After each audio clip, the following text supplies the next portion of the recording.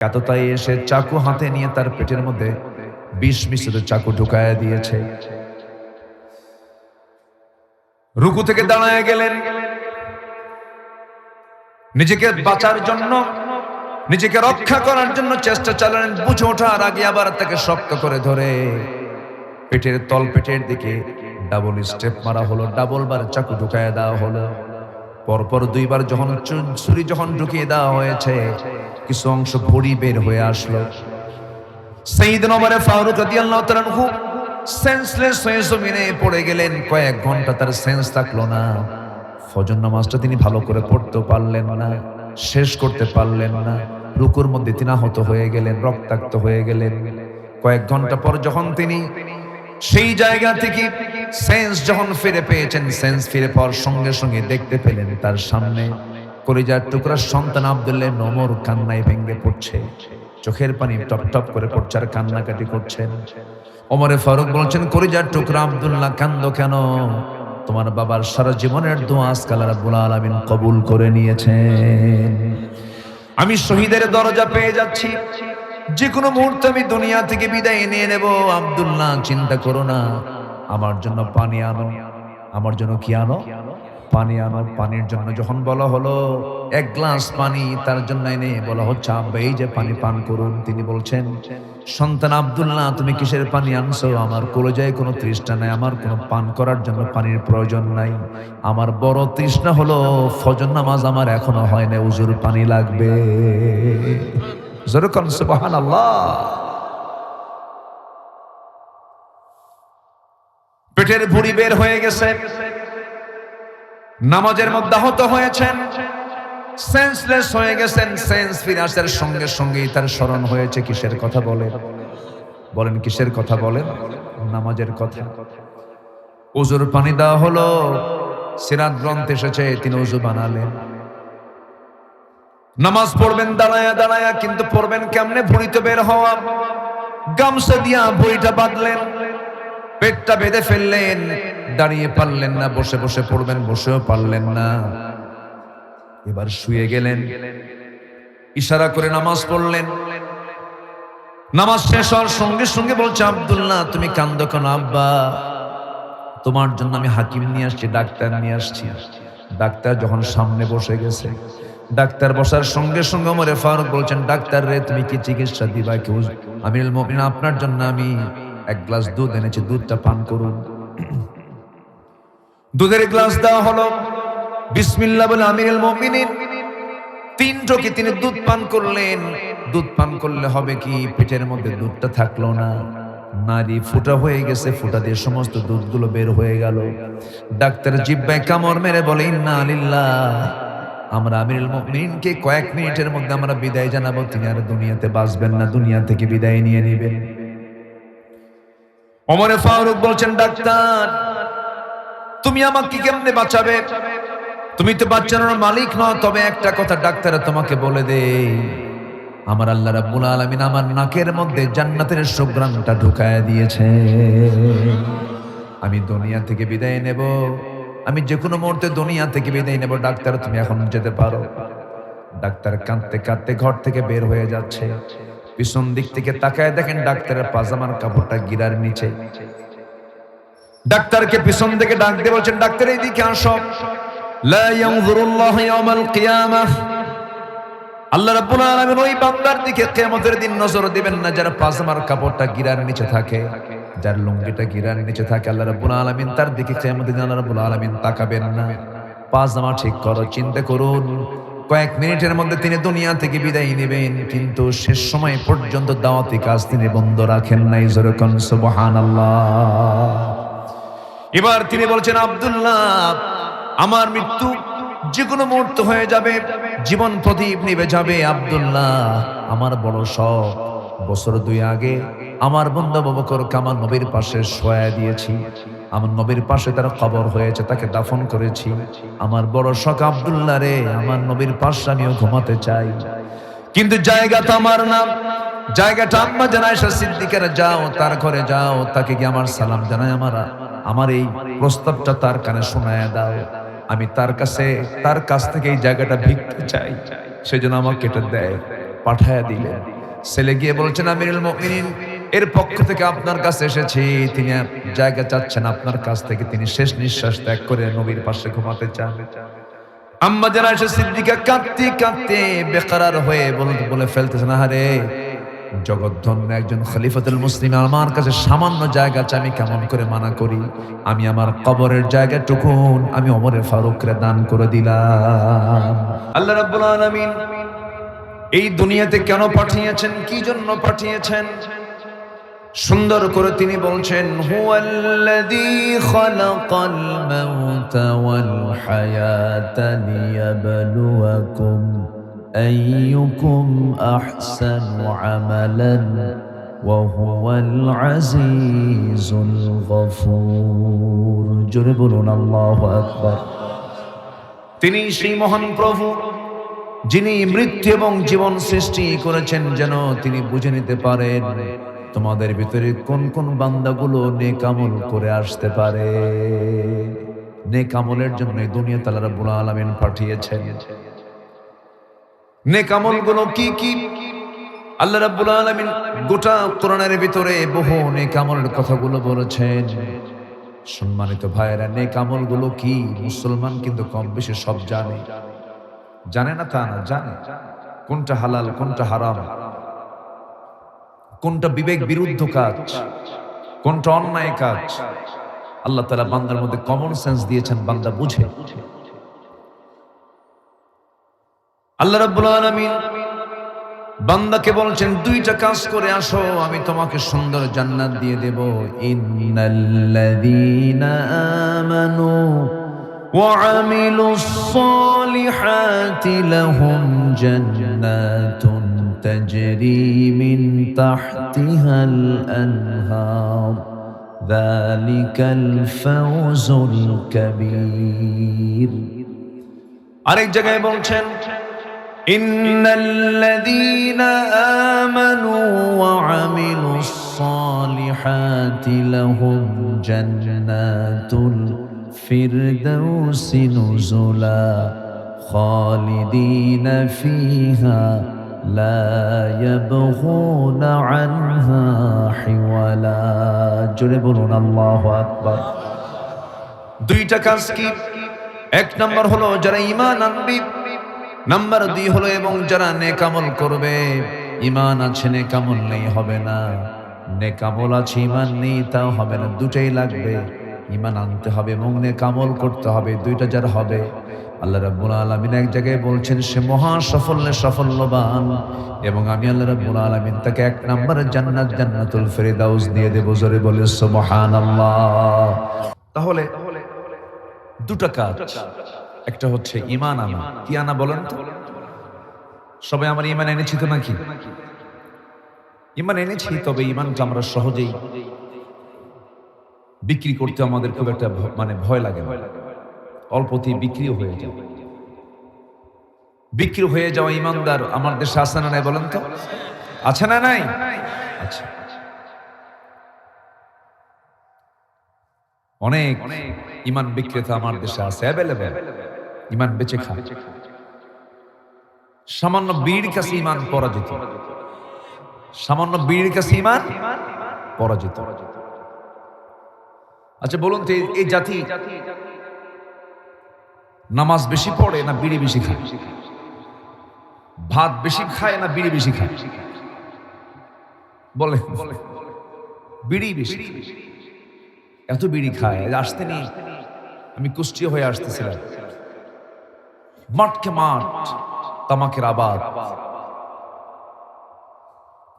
এই তামাক এর পাতাটা দেখছেন কেন আপনারা জানি না।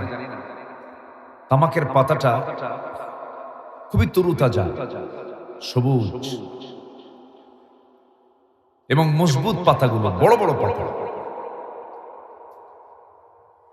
তো এই পাতাগুলো আমি বহুদিন আগে একজনকে প্রশ্ন করলাম, ভাই এই যে বিশাল মাঠকে মাঠ, এই সবুজ পাতা, এই তামাকের গাছগুলো, কোনো গার্ড ওয়াল নাই, কোনো বেড়া নাই, এই পাতাগুলো ছাগল গরু খায় না, নষ্ট করে ফেলবে? হুজুর, কুত্তাও খায়। বুঝতেছেন কি আপনারা? এই তামাকের পাতা গরু খায় না, ছাগল খায় না, ওরা বোঝে যেটা খেলে এটার ক্ষতি আছে, কিন্তু কে খায়? মানুষ খায়।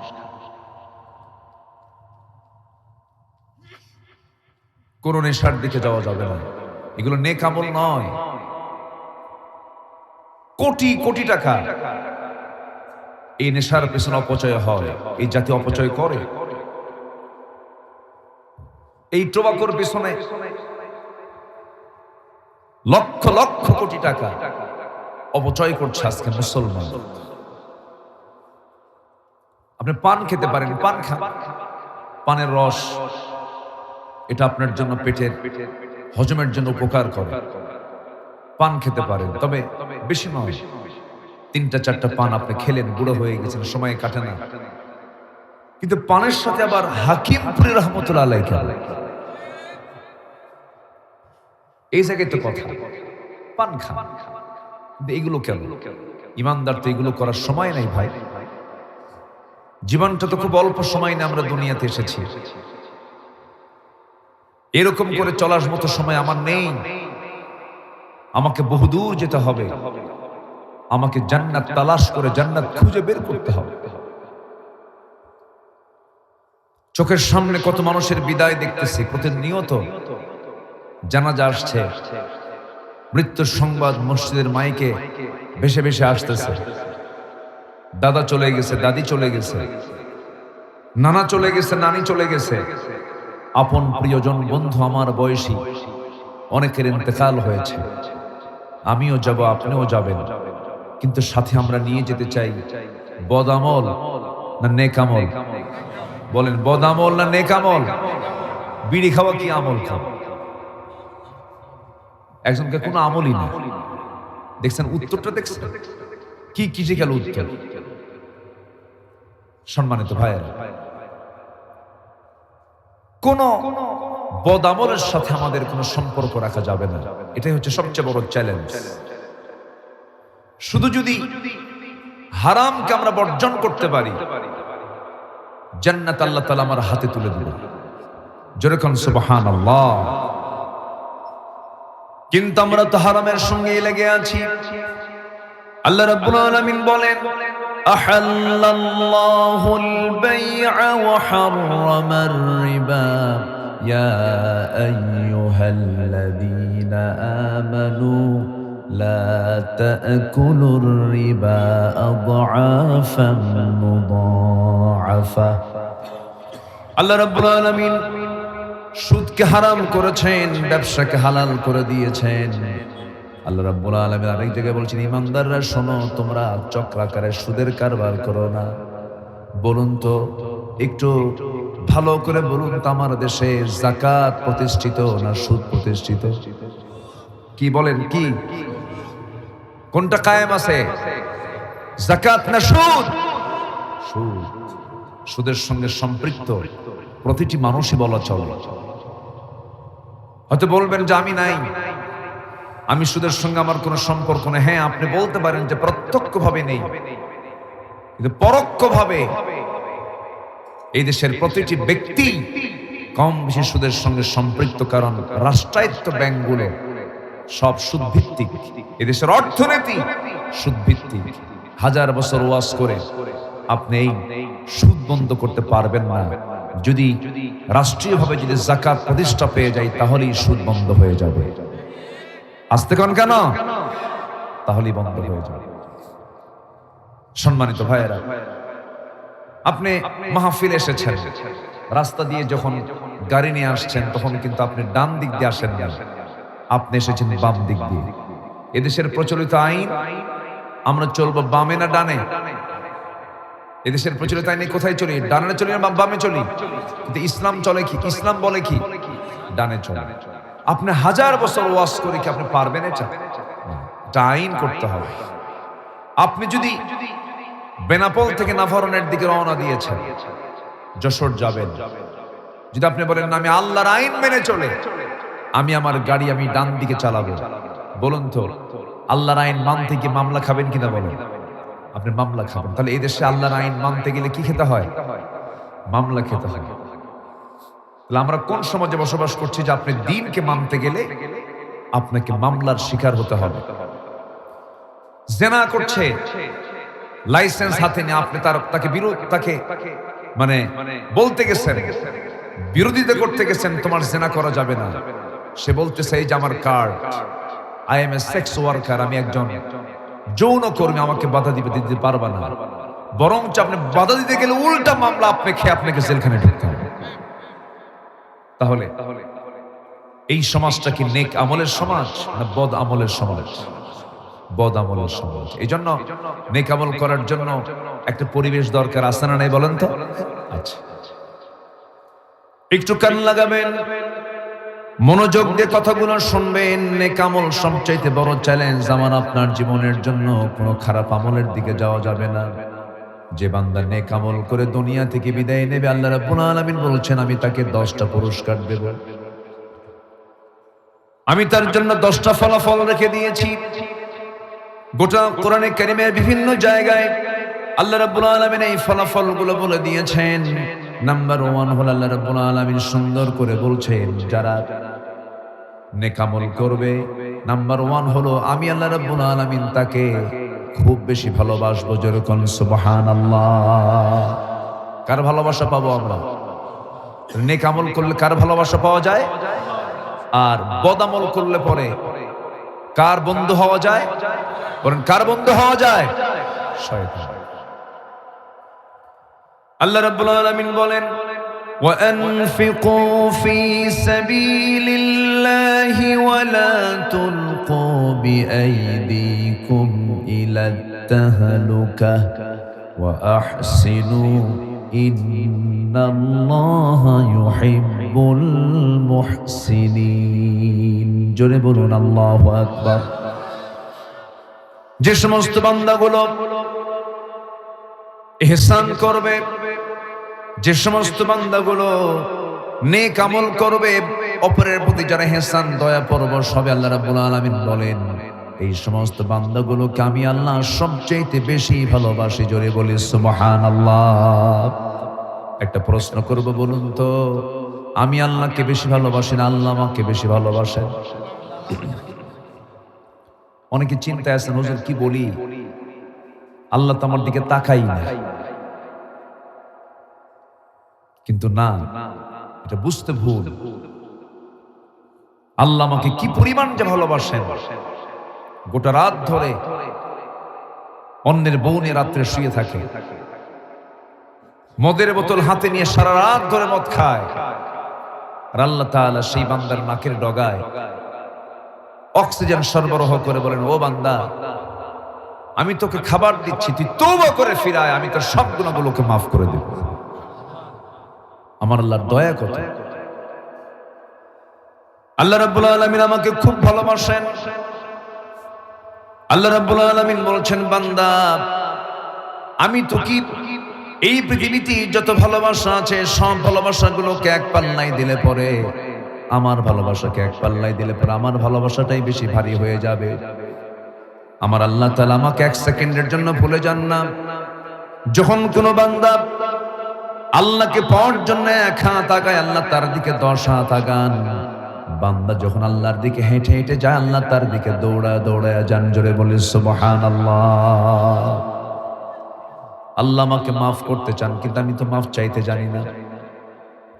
আল্লাহ রাব্বুল আলামিন বলেন ফাযকুরুনি আযকুরুকুম ওয়াশকুরুলি ওয়ালা তাকফুরুন লাইন শাকারতুম লাযীদান্নাকুম ওয়ালাইন কাফারতুম ইন্না আযাবি লাশাদীদ। জোরে বলুন আল্লাহু আকবার।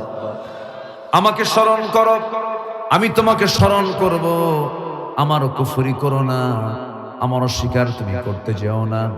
আমার বন্ধুগণ, এই জন্য পৃথিবীর সবকে ভুলে গেলেও যাকে বলা যাবে না কখনো, যিনি আমাকে কখনো বলতে পারেন না, তিনি আমার চিল্লায় বলুন কে কে কে? আল্লাহ। আল্লাহকে ভুলে গেলে বড় বিপদ হয়ে যাবে। পৃথিবীর সব মানুষ আমার বিরোধিতা করছে, কোনো সমস্যা নাই। পৃথিবীর সব মানুষ এক জায়গায় হয়ে যদি আমার ক্ষতি সাধন করতে চায়, আর আল্লাহ যদি আমার কল্যাণ চান, পৃথিবীর কোনো মানুষ আমার ক্ষতি করতে পারবেন না। আমার আল্লাহ আমার যদি কল্যাণ চান, জোরে কোন সুবহানাল্লাহ। আর গোটা পৃথিবীর মানুষ যদি আপনার ক্ষতি করতে চায়, আর আল্লাহ যদি আপনার পৃথিবীর সমস্ত মানুষ যদি আপনার কল্যাণ করতে চায়, আর আল্লাহ যদি আপনার ক্ষতি করতে চান, পৃথিবীর কোনো মানুষ আপনার সেই ক্ষতি ঠেকাতে পারবে না। এজন্য সকল কল্যাণ বিয়াদিকাল খাইর, কার হাতে? আসতে বলবেন না, কার হাতে? এই জন্য সবার আগে আমাদের চ্যালেঞ্জ হচ্ছে আমরা কার মোহাব্বত অর্জন করব? নামাজ বাদ দিয়া, নামাজ বাদ দিয়া নামাজ পড়ব। জোরে বলি ইনশাআল্লাহ। প্রত্যেকটা প্রাণী কুল্লু কদ আলিমা সালাতাহু ওয়া তাসবিহাহু, প্রত্যেক প্রাণী আল্লাহর জিকির করে, আল্লাহর তাসবিহ পড়ে, নামাজ পড়ে। জোরে কোন সুবহানাল্লাহ। এই এলাকায় বিলঝিল একটু কম, বিলঝিল একটু কম আছে না? আছে, তবে সাতক্ষীরার দিকে একটু ঘেরটের বেশি, ওইদিকে বেশি আছে। এদিকে সবুজ বেশি, এদিকে সমতল বেশি, গাছগাছালি বেশি। এই শীতের ভিতরে কিছু অতিথি পাখি বাহির থেকে আসে, আসে না? আসে। বিভিন্ন অতিথি পাখি কিন্তু আমার দেশে আসে। তারা এদেশের গেস্ট, অতিথি হয়ে তারা আসে 6 মাসের জন্য। এরপর তারা আবার চলে যায়। এই পরিযায়ী পাখিগুলো আমার দেশের বিভিন্ন বিলগুলোতে বেশি বিচরণ করে। ওই সিলেটের হাকানকি বিল, নাটোরের চলন বিল, মহেশখালী, কুতুবদিয়া, হাতিয়া সন্দ্বীপের এই বিশাল বড় বড় দ্বীপাঞ্চলগুলো, মনপুরার দ্বীপাঞ্চলগুলো, ভোলা জেলার ওই সমস্ত দুর্গম দ্বীপাঞ্চলগুলোতে সেই অতিথি পাখিগুলো এসে 6 মাস অবস্থান করে। কেন আসে তারা? যাদের বাড়ি এই দেশ থেকে প্রায় 40,000 কিলোমিটার দূরে, 20,000 মাইল দূরে, 30,000 মাইল দূরে, এত দূরের পাখিগুলো আমার দেশে কেন আসে? কি জন্য আসে? কারণটা কি? কেন আল্লাহ পাক ওই পাখিগুলোকে পাঠায় দেন? যে সময় তারা ওই দেশ থেকে, ওদের নিজের দেশ থেকে যখন তারা আমার দেশের দিকে রওনা দেয়, তখন ওই দেশে শীতের পরিমাণটা এত বেশি পরিমাণ হয়ে থাকে, -20 পর্যন্ত হয়, -24 পর্যন্ত হয়ে যায়, তাপমাত্রা মাইনাস হয়ে যায়। ওই তাপমাত্রায় যদি, ওই শীতের ভিতরে যদি কোনো প্রাণী যদি বসবাস করতে যায়, তীব্র ঠান্ডার কারণে রক্তগুলো জমাট বেঁধে মারা যাবে, এই পাখিগুলো মরে যাবে। এই পাখিগুলো দেখবে কে? যত্ন করবে কে? কেউ তো নাই। আমার আল্লাহ বলছেন, পাখিরে, এই আবহাওয়ায় তুই মরে যাবি। তুই এই 6টা মাস তোর দেশটাকে বাদ দিয়া আমি তোকে পাঠায় দিচ্ছি, তুই বাংলাদেশের হাকালুকি বিলে চলে যা, চলন বিলে চলে যা।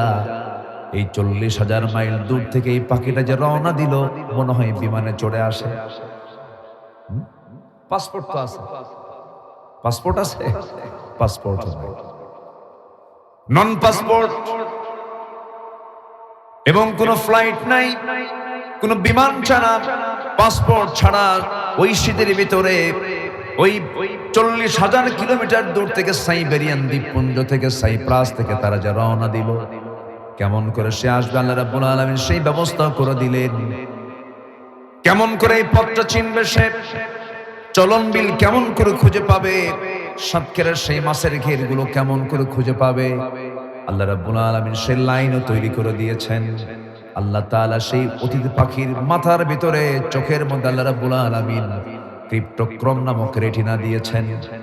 ওই ক্রিপ্টোক্রম নামক প্রোটিন দেওয়ার কারণে ওই প্রোটিনগুলো ফলো করে করে, ওই জিপিএস লাগায়, ওই ট্র্যাকিংটা করে তারা সোজা তাদের ডেস্টিনেশন সেই সাইবেরিয়ান দ্বীপপুঞ্জ টু বাংলাদেশের হাকালুকি বিলে তারা চলে আসে। জোরে কোন সুবহানাল্লাহ। বলুন তো, পাখির জীবন উন্নত না আমাদের জীবন উন্নত? আমাদের জীবন উন্নত।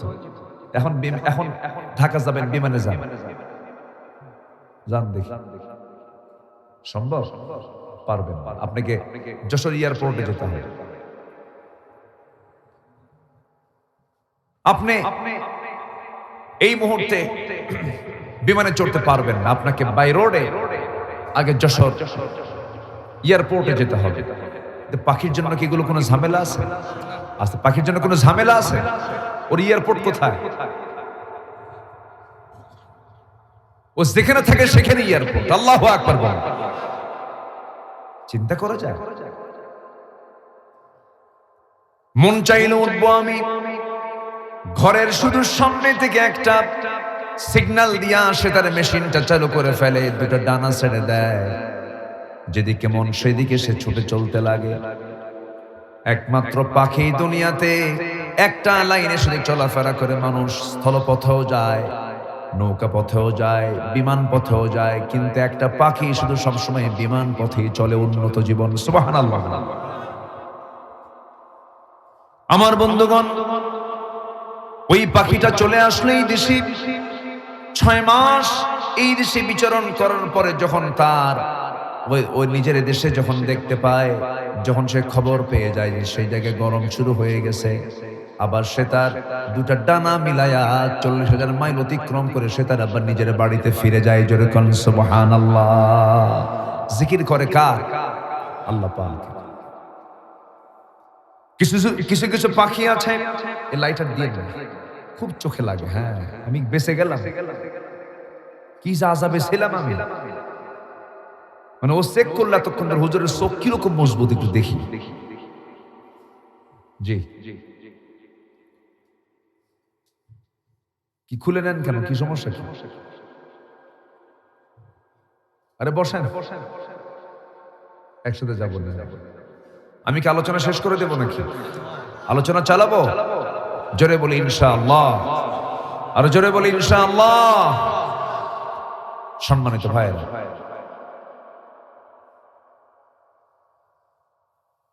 একটা পাখি আছে ফ্যালকন, পেরেগ্রিন ফ্যালকন নামক একটা পাখি আছে, যে পাখিটা ঘন্টায় আকাশে ওড়ে হলো 400 কিলোমিটার। আপনি কি দৌড়ান? একটা চিতাবাঘ ঘন্টায় দৌড়ায় হলো 112 থেকে 120 কিলোমিটার। একটা চিতাবাঘ, সেখানে পেরেগ্রিন ফ্যালকন নামক একটা পাখি আকাশে ওড়ে ঘন্টায় 400 কিলোমিটার। কি মেশিন সেখানে লাগানো আছে! আল্লাহু আকবার। জোরে বলি আল্লাহু আকবার। কি মেশিন! ছোট্ট একটা পাখির ভিতরে কি মেশিন! 400 কিলোমিটার বেগে সে উঠতেছে আকাশে। তার তো লাংস ফেটে যাওয়ার কথা, তার ফুসফুস তো ফেটে যাওয়ার কথা, ফাটেও না কেন? প্রযুক্তি লাগানো আছে সেখানে। কি প্রযুক্তি লাগানো আছে?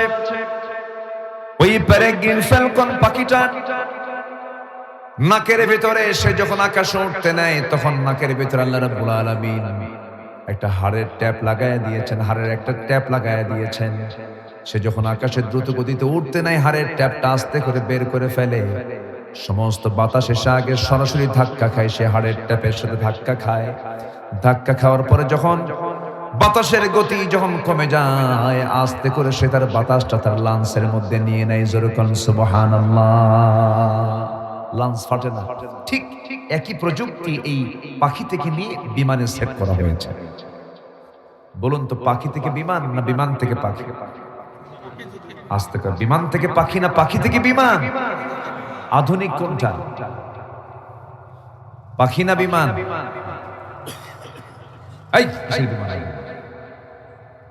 বলুন, পাখি আধুনিক না বিমান আধুনিক?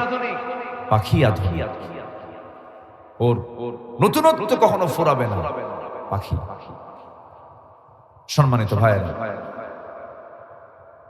কিছুক্ষণ আগে আমার স্নেহধন্য এনামুল হাসান বিন নূর মশার কথা বলতেছিল, তাই না? খুব মজা করে। একই এলাকার মানুষ তো, আপনার ভাষার তার ভাষা তো একরকম, এই জন্য তার কথার মধ্যে মজা বেশি পাচ্ছিলেন। আমি তো ওইরকম করে কথা বলতে পারি না, আমার কথার মধ্যে ওই রকম রস হতে পাবেন না, কারণ আপনার ভাষার সাথে তার ভাষার একটা মিল হয়ে গেছে। এই যে কি বলে মশা, এই মশাটা ছোট্ট প্রাণী হলেও এই মশার মধ্যে আল্লাহ তাআলা কি উন্নত প্রযুক্তি রেখে দিয়েছেন, অকল্পনীয়। এই যে ক্যামেরাগুলো, ক্যামেরার চোখ আছে না নাই বলেন তো? এই ক্যামেরা শুধু এক সাইড থেকে আমাকে ভিডিও করছে। আবার কিছু কিছু ক্যামেরা আছে ইদানিং মাহফিলগুলোতেও ডিসপ্লে হয়, ড্রোন ক্যামেরা। কি ক্যামেরা? Drone camera. উপর থেকে সে মানে উড়ে উড়ে পাখির মতো উড়ে উড়ে আপনার শটগুলো নেয়, উপর থেকে নেয়। Drone camera. জাস্ট একটা মশার মতো দেখা যায়। কিসের মতো দেখা যায়? মশার মতো। এই মশা আপনার দেহে যখন পড়ে, কত প্ল্যান করে সে পড়ে জানেন? বলেন তো, একটা মানুষের শরীর থেকে মশা রক্ত বের করা কি সহজ কাজ? এটা প্যাথোলজিস্টকে ডাকতে হয়। সে প্যাথোলজিস্ট এই জায়গায় আগে বাঁধে, বাঁধার পরে রগ খুঁজে খুঁজে বের করে, ভেইন খুঁজে বের করে, এরপর সূক্ষ্মভাবে আস্তে করে ভিতরে ঢুকায় দিয়ে সেখান থেকে রক্তটা বের করে আগে। আর যদি ভোঁতা প্যাথোলজিস্ট হয় তাহলে তো আপনার রগই খুঁজে পাবেন, আপনার কামিজ। সেখানে ছোট্ট একটা প্রাণী মশা আপনার শরীর থেকে রক্ত তুলে নিয়ে যাচ্ছে, আপনি টের পাচ্ছেন না। তাহলে কি প্রযুক্তি সে ব্যবহার করছে? কেউ তো আল্লাহু আকবার বললেন। আপনি বিশাল বড় আল্লাহর সৃষ্টি মাখলুক মানুষ, আপনার দেহের উপরে কখন মশাটা পড়ে আপনি টেরও পান না, দেখতেও পান না। সে কিভাবে সে পড়ে। যখন আপনার দেহের উপরে সে পড়তে চায়, প্রথমে সে তার ড্রোন ক্যামেরা দিয়া মুভিং আই দিয়ে চতুর্দিকে সে ঘোরাফেরা করে আপনার মতি গতি লক্ষ্য করে, গতিবিধি লক্ষ্য করে, আস্তে করে আপনার গায়ে বসে। যখন সে গায়ে বসে পড়ে, গায়ে বসে পড়ার সঙ্গে সঙ্গে সে তার সুরটা আপনার দেহের মধ্যে যখন ঢুকায় দিতে নেয়, ওই সুরের ভিতরে মোট 6টা অংশ আছে। প্রথম 2টা অংশ দিয়া আপনার দেহের চামড়ার উপরে পড়ার সঙ্গে সঙ্গে আগে করে কি, ব্লাড প্রথমে আপনার চামড়াটা ফেড়ে ফেলে দেয়, চামড়া ফেড়ে ফেলে। পরের 2টা অংশ দিয়া ব্লাড ভেসেল খুঁজতে থাকি, রক্তের ভেসেল খুঁজে খুঁজে বের করে। পঞ্চম অংশটুকু দিয়ে আস্তে করে সে করে কি, আপনার যেখানে সে রক্ত শুষে বের করবে তার চতুর্দিকে সে কেমিক্যাল নিঃসরণ করে, কিছু ওষুধ দিয়ে দেয় অ্যানেস্থেসিয়া করার জন্য, অজ্ঞান করার জন্য, যেন আপনি ব্যথা না পান, যেন আপনি টের না পান।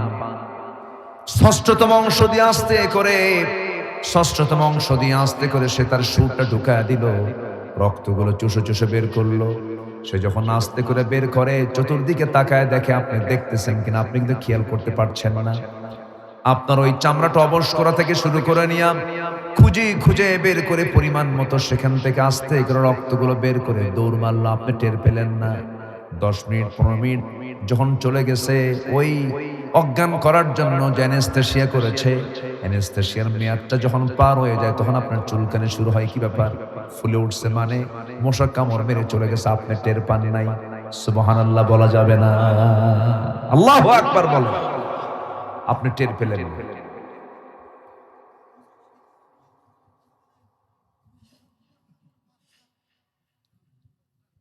একটু থামেন, আমাকে বলতে দেন। আমি কি কথা বলবো? আমি কি কষ্ট দিচ্ছি নাকি আপনাদেরকে? কোনো সমস্যা নাই তো? আমার দিকে তাকান, থামেন। আমার আলোচনা শুনে তো হয়তো কোন একটা আলোচনা তার লেগেছে, হয়তো সেই সাইডটা সে শুনতে চায়। এক একজন তো এক একটা আবেগের থাকে। আল্লাহ তাআলা বলছেন, আফালা ইয়ানজুরুনা ইলাল ইবিলি কাইফা খুলিকাত আল্লাযীনা ইয়াযকুরুনা আল্লাহা কিয়ামান ওয়া কুউদান ওয়া আলা জুনুবিহিম ওয়া ইলাস সামাই কাইফা রুফিআত। আল্লাহ নিজে বলছেন, এরা কি এই প্রাণীগুলোর দিকে তাকায় না? এরা কি আকাশের দিকে তাকায় না? এরা কি সূর্যের দিকে তাকায় না? এরা কি নিজের জীবনের দিকে তাকায় না? আমি আল্লাহ কত মহান, আমার সৃষ্টির দিকে তাকায় দেখ, তোর মুখ থেকে বের হবে সুবহানাল্লাহ। সম্মানিত ভাইয়েরা, একটু আমার দিকে তাকান। আলোচনায় বসলে শুরু থেকে শেষ পর্যন্ত মনোযোগ দিয়ে শুনতে হয় কথাগুলো, ঠিক আছে না? জি। নেক আমলের ফলাফল হলো 10টা। নেক আমলের ফলাফল কয়টা বলেন? 10টা। কেবল আমি 1 নাম্বার বলেছি, মনে আছে আপনাদের? নেক আমল করলে কার ভালোবাসা পাওয়া যাবে? বলেন, কার ভালোবাসা পাওয়া যাবে? আল্লাহর ভালোবাসা পাওয়া যাবে। এখান থেকে আমরা একটু এই দিকে লাইনে চলে আসছি। আল্লাহ আমাকে কেমন ভালোবাসেন দেখেন তো। এই মশার কথা আল্লাহ রাব্বুল আলামিন কিন্তু 1500 বছর আগে বলেছেন, কোরআনেও বলেছেন না? আল্লাহ রাব্বুল আলামিন বলেন, ইন্নাল্লাহা লা ইস্তাহয়ী আন ইয়াদরিবা মাসালাম মা বাউদাতান ফামা ফাওকাহা فأما الذين آمنوا فيعلمون أنه الحق জোরে বলুন আল্লাহু আকবার। আমার বন্ধুগণ, আমার ভাইয়েরা, এইরকম করে মহান রব্বুল আলামিন পৃথিবীর সকল সৃষ্টিগুলো আমার সামনে সৃষ্টি করে বলছেন, বান্দারে এই সৃষ্টিগুলো আমি সৃষ্টি করেছি, বান্দা দেখ আমি কত মহান সৃষ্টিকারী, আমি তোকেও বানিয়ে দিয়েছি, মাথা থেকে পা পর্যন্ত তাকায় দেখ সবকিছু কার অবদান। আসতে বলবেন না, কার অবদান? আল্লাহর অবদান। দুটো চোখ কে দিয়েছেন? আসতে, দুটো চোখ কে দিয়েছেন? চোখটা কি শুকনা না ভিজা? হ্যাঁ বলেন, ভিজা। চোখটা ভিজা কেন? চোখটা ভিজা হওয়ার কারণ হলো চোখটা বাইরে থাকে, আমার এই চামড়া যে গোটা বডিটা ঢাকানো, কিন্তু চোখের যে ফাংশনটা এটা দেখতে হয়, এই চোখটা বাইরে থাকে। চোখের মধ্যে বিভিন্ন ধুলাবালি ঢোকে, চোখ আক্রান্ত হতে পারে, ভাইরাস আক্রান্ত হতে পারে, জীবাণু দ্বারা আক্রান্ত হতে পারে, চোখ অন্ধ হয়ে যাবে। এই জন্য আল্লাহ রাব্বুল আলামিন চোখটাকে ভিজা রেখেছেন। মিঠা পানি দিয়ে না লবণ পানি দিয়া? হ্যাঁ, লবণ পানি দিয়ে এটাকে ভিজা রেখে দিয়েছেন। এই লবণ পানি কেন করলেন? লবণ পানি করার কারণ হলো, ও বান্দা তোমার চোখ যদি নষ্ট হয়ে যায়, কোনো ভাইরাস আক্রান্ত হয়ে যায়, চোখ লাল হয়ে যাবে, চোখটা ফুলে যাবে, তুমি আহত হয়ে যাবে, তুমি চোখ অন্ধত্ব বরণ করবে তুমি। এই জন্য আমি আল্লাহ রাব্বুল আলামিন তোমার চোখটাকে সুস্থ সবল রাখার জন্য, যেদিন তুমি তোমার মার পেট থেকে দুনিয়াতে এসেছো, সেই দিন থেকে মৃত্যুর দিন পর্যন্ত তোমার চোখের পানির বন্দোবস্ত আমি আল্লাহ করে দিয়েছি। জোরে কোন সুবহানাল্লাহ। আমার বন্ধুগণ, চোখের পানি মিঠা লবণ করে দিয়েছেন। বিশেষ করে বান্দা যখন রাতের বেলা ঘুমাতে যায়, ঘুমের মধ্যে যখন থাকে, তখন তার চোখের পানি পড়া কিন্তু বন্ধ হয় না। কিন্তু 5-6 ঘন্টা ঘুমানোর পর সকালবেলা যখন ঘুম থেকে উঠে, চোখের দুই কোনায় সাদা সাদা কি যেন থাকে, এটাকে এলাকায় কি বলে? এই চাচা কি কয়? হ্যাঁ, চোখের কোনায় যে সাদা সাদা, ওটাকে কি কয়?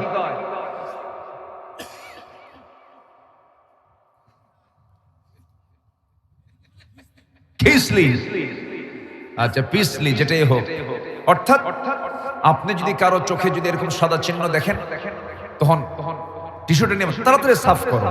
মনে হয় যেটা যেন একটা মানে ময়লা, কিন্তু ময়লা এটা নয়, এটা ময়লা নয়, এটা আল্লাহ তাআলা আপনার চোখের জন্য 24 ঘন্টার অয়েন্টমেন্ট, মলম বানায় দিয়েছে। যেরকম সুবহানাল্লাহ, কি সুন্দর করে চোখটা বানায় দিল। আমার বন্ধুগণ,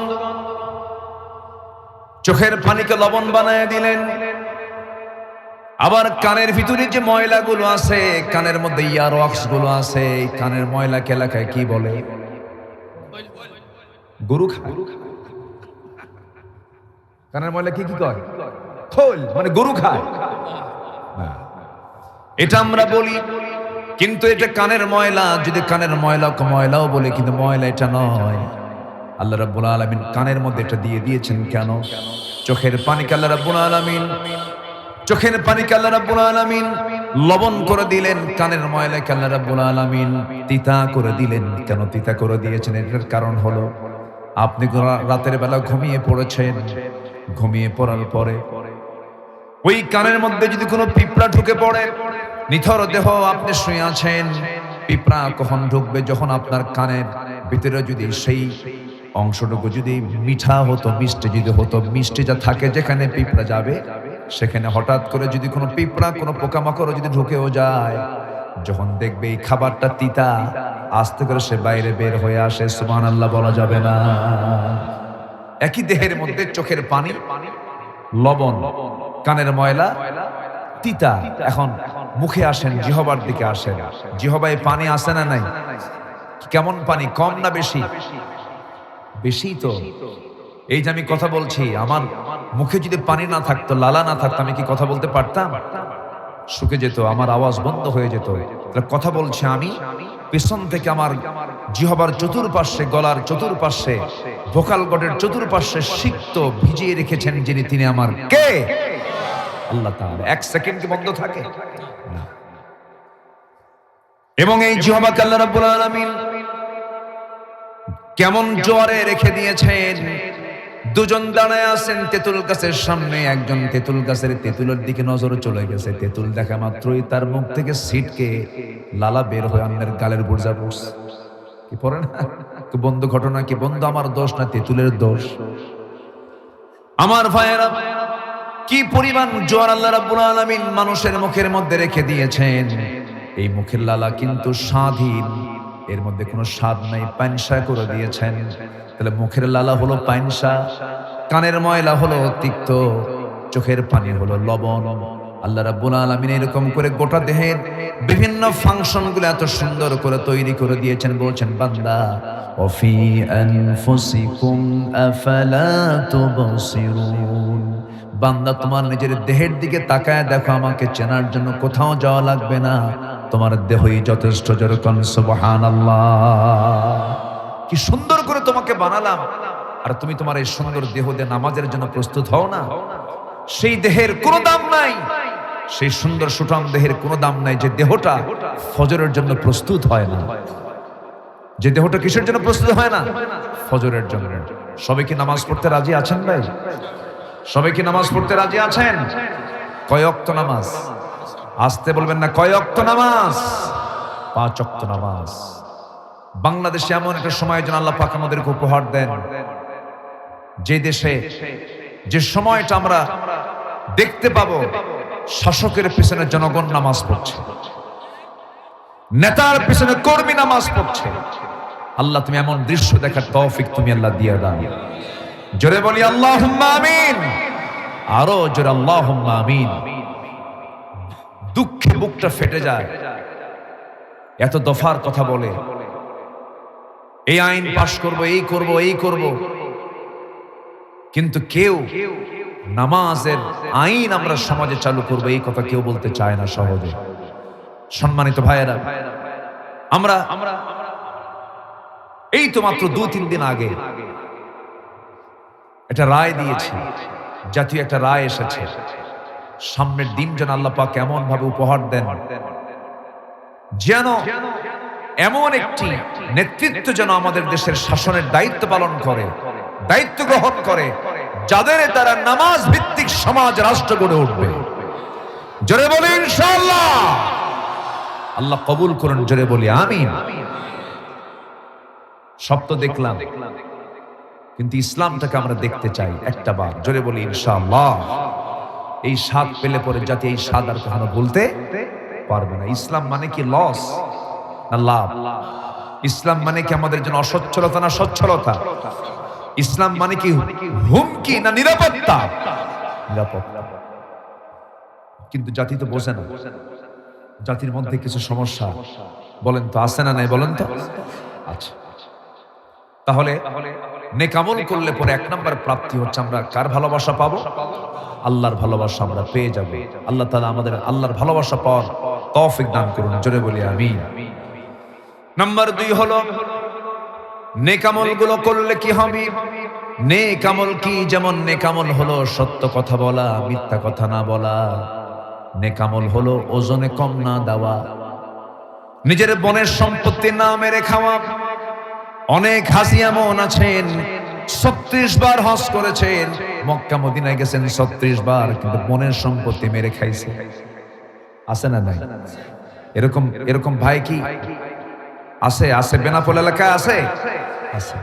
হজ করতে যায় প্রত্যেক বছর, ওমরা করে আসে, কিন্তু বোনকে ঠকায়, বোনকে সম্পদ বোঝায় দেয় না। অথচ বাপ মারা যাওয়ার পর ভাই যেদিন সম্পদ বুঝে নেবে, বোনও সেদিনই সম্পদ বুঝে নেবে, কিন্তু বোনকে সম্পদ দেয় না, বোনকে তার জমি বুঝায় দেয় না। 1 যুগ পার হয়ে যায়, 1.5 যুগ পার হয়ে যায়, সেই বোনের জমির ধান বিক্রি করে ওমরায় যায়। ওমরা থেকে ফিরে এসে জমজম পানি আনে, তারপরে খেজুর নিয়ে আসে, আজোয়া খেজুর নিয়ে আসে, নিয়ে এসে দেশে আসার পরে বোনকে ফোন দিয়ে বলে, বোন তোমার জন্য মক্কা থেকে আজোয়া খেজুর আনছে, জমজম কূপের পানি আনছে, বোন তাড়াতাড়ি আসে। বোন তো দারুণ খুশি। এদেশের বোনরা কিন্তু ভাইদেরকে খুব ভালোবাসে, রিয়ালি ভালোবাসে। বোনকে দাওয়াত দিয়ে বসায় দিয়ে বলে, বোন তোমার জন্য মক্কার সেই কাবা শরীফের দরজায় হাত দিয়ে তোমার জন্য দোয়া করছে, সোনার মদিনায় তোমার সালাম পৌঁছায় দিছে, এবং মদিনা থেকে তোমার জন্য সোনার একটা চেন তোমার জন্য নিয়ে আসছি, বোন বসো। বোনকে বসায় দিয়া গলার মধ্যে চেনটা উঠায় দিয়ে এবার বোনকে পাশে বসায় বলে, বোন একটা কথা বলি, রাগ করবা না তো? কেন? অংশ নিলে কিন্তু ধ্বংস হয়। দেখছেন কত বড় বদমাইশ। এরকম ভাই আমার দেশে আছে না নাই বলেন তো? এগুলো কি নেক আমল? আপনি কাউকে ঠকাবেন না, কখনো মিথ্যা কথা বলবেন না, ওজনে কম দেব না, মিথ্যা সাক্ষী দেব না, জেনার কাছে যাব না, সুদের কারবার করব না, মদের বোতল হাতে নেব না। এগুলোই তো খারাপ কাজ। এগুলো আমরা বাদ দিয়ে ফেলবো। ওজনে কম বেশি করে ফেলবো, আমার আল্লাহ তাআলা জাহান্নাম দিয়ে দিবেন। হিংসার কাছে যাব না, অবৈধ কামনা বাসনার দিকে যাব না। এই সমস্ত কাজগুলো যদি কোনো বান্দা বাদ দিয়ে যদি নেক আমল করতে পারে, আল্লাহ রাব্বুল আলামিন বলছেন আমি আল্লাহ নিজে তাকে জান্নাত তুলে দেব। জোরে বলুন সুবহানাল্লাহ। 7টা কাজের বিনিময়ে আল্লাহ রাব্বুল আলামিন বান্দাকে জান্নাত দেওয়ার ওয়াদা করেছেন। যারা পারেন ঠোঁট মিলিয়ে বলুন, قد أفلح المؤمنون الذين هم في صلاتهم خاشعون والذين هم عن اللغو معرضون والذين هم للزكاة فاعلون والذين هم لفروجهم حافظون। নাম্বার 1 হলো নামাজকে যারা সুন্দর করে আদায় করবে। নাম্বার 2 হলো যারা বেহুদা কথা মুখ থেকে বের করবে না। নাম্বার 3 হলো যারা যাকাতটা ঠিক মতো আদায় করবে। নাম্বার 4 হলো যারা লজ্জাস্থানের যারা হেফাজত করবে। নাম্বার 5 হলো যারা ওয়াদা ঠিক রাখবে। নাম্বার 6 হলো যারা আমানত ঠিক রাখবে। নাম্বার 7 হলো যারা নামাজটাকে কন্টিনিউ করবে, নামাজটার ব্যাপারে যত্নশীল হবে। আমি আল্লাহ নিজে তাকে জান্নাতুল ফেরদাউসের ওয়ারিস বানায় দেব। জোরে কোন সুবহানাল্লাহ। কয়টা কাজ বলেন? আসতে বলবেন না, কয়টা কাজ? নাম্বার 1 নামাজ মুখস্থ করেন। নাম্বার 1 হলো কি বলেন? নামাজ। নাম্বার 2 হলো বাজে কথা না বলা। কি কথা না বলা? বাজে কথা না বলা। নাম্বার 3 হলো যাকাত ফরজ হলে পরে আদায় করা। নাম্বার 4 হলো কি বলেন? লজ্জাস্থানের হেফাজত করা। নাম্বার 5 হলো ওয়াদা ঠিক রাখা। নাম্বার 6 হলো আমানত ঠিক রাখা। নাম্বার 7 হলো নামাজের ব্যাপারে যত্নশীল হওয়া। উলাইকা হুমুল ওয়ারিসুন আল্লাযীনা ইয়ারিসুনাল ফিরদাউস হুম ফিহা খালিদুন। আমি আল্লাহ তাকে এই 7টা কাজের জন্য জান্নাত দিয়ে দেব। জোরে কোন সুবহানাল্লাহ। নামাজকে কখনো বাদ দেওয়া যাবে না। একটু মনোযোগ দিয়ে কথাটা শুনুন। এই মুহূর্তে একজন সাহাবীর কথা মনে হয়ে গেল। সাইয়েদনা ওমর ফারুক রাদিয়াল্লাহু তাআলা আনহু অর্ধ দুনিয়ার শাসনকর্তা ছিলেন। 2 নম্বর খলিফা ছিলেন। কয় নম্বর খলিফা বলেন? 2 নম্বর খলিফা। এখানে আমি কি কষ্ট দিচ্ছি নাকি আপনাদের? 2 নম্বর খলিফা ছিলেন। 2 নম্বর খলিফার নাম কি বলেন? ওমর। খলিফা মোট কয়জন বলেন? বলেন বলেন। 4 জন। এই ইতিহাসগুলো সবার জানার দরকার আছে না নাই? কিন্তু এই ইতিহাসগুলো আমার দেশের স্কুল সিলেবাসে ছিল না, এখনো নাই। যতটুকু ইসলাম ছিল তাও 16 বছরে তারা কবর রচনা করেছিল, জুলুমের স্টিম রোলার চালিয়েছিল, জাতির উপরে জগদ্দল পাথর বসিয়েছিল। কিন্তু জুলুমের ফলাফল কি? এই জাতি নিজের চোখে দেখলো, ইতিহাস শুনে নাই। ইতিহাস চোখের সামনে আল্লাহ পাক দেখায়া দিলেন, জুলুম করবে যে মামু বাড়ি দিল্লি গিয়ে পড়বে সে। জুলুম করার ফলাফল কি? কোথায় যেতে হবে বলেন? কোথায় যেতে হবে? ক্ষমতার মসনদে যারা বসেছেন, আমরাও দ্ব্যর্থহীন কণ্ঠে জানাতে চাই, ক্ষমতার মসনদে বসেছেন, ভালো কথা। ইতিহাস থেকে শিক্ষা নেবেন। ফেরাউন জুলুম করেছিল, পানিতে চুবায় মেরেছেন। নমরুদ জুলুম করেছিল, আল্লাহ তাআলা তাকে ন্যাংরা মশা দিয়ে বিদায় করেছেন। বিগত 16 বছরের ফাসির সরকার জুলুম করেছিল, জিল্লাত দিয়া বাড়ি থেকে বের করে দিল্লি পাঠায় দিয়েছে। জুলুমের পথ থেকে আমরা দূরে আসবো, জোরে বলি ইনশাআল্লাহ। 2 নম্বর খলিফার নাম কি? ওমর রাদিয়াল্লাহু তাআলা আনহু। বহুদিন আগে এক মাহফিলে বললাম, ওমরে ফারুককে চিনেন কে? সামনে থেকে এক ছোট্ট ছেলে দাঁড়ায় বলে, হুজুর আমি চিনি। কে? আমাদের বাড়ির দোতলায় ভাড়া থাকে। তো বললাম, তুমি 100-তে 100 পাইছো, তোমার বুদ্ধি যতদূর তোমার উত্তর ততদূর। কিন্তু এই ওমর তো সে ওমর না। নামাজের কি গুরুত্ব, জাস্ট আমি একটা এক্সাম্পল দিচ্ছি। এই সাহাবী, এই খলিফা সারা জীবন দোয়া করতেন, আল্লাহ তুমি আমাকে শহীদি মওত দান করো, আর নবীর এই মদিনার শহরে তুমি আমার মৃত্যু দিবা। এই দোয়াটা তিনি প্রায় করতেন। যখন তিনি দোয়ার জন্য প্রস্তুত নিতেন, বলতেন আল্লাহুম্মা রযুকনি শাহাদাতান ফি সাবিলিক ওয়াজআল মাউতি ফি বালাদি রাসূলিক। এমন করে তিনি প্রায় এই দোয়াটা করতেন।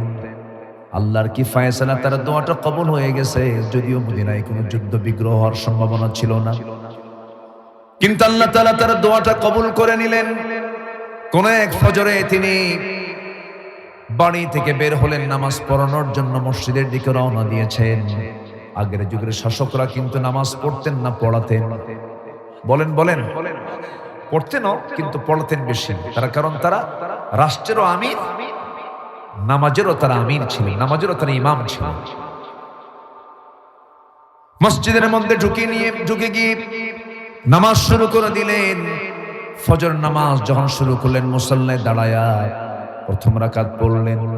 দ্বিতীয় রাকাতে নামাজ পড়তে নিয়ে রুকুতে যখন চলে গেছেন, তার ডান পার্শ্ব থেকে একজন এসে একাততায় এসে চাকু হাতে নিয়ে তার পেটের মধ্যে 20 মিশ্রিত চাকু ঢুকায়া দিয়েছে। রুকু থেকে দাঁড়ায় গেলেন,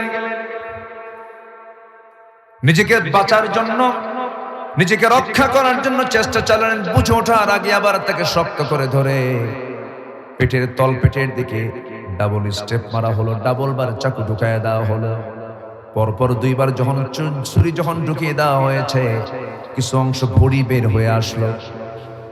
সাইয়েদনা ওমর ফারুক রাদিয়াল্লাহু তাআলা আনহু সেন্সলেস হয়ে জমিনে পড়ে গেলেন। কয়েক ঘন্টা তার সেন্স থাকলো না। ফজর নামাজটা তিনি ভালো করে পড়তে পারলেন না, শেষ করতে পারলেন না। রুকুর মধ্যে তিনি আহত হয়ে গেলেন, রক্তাক্ত হয়ে গেলেন।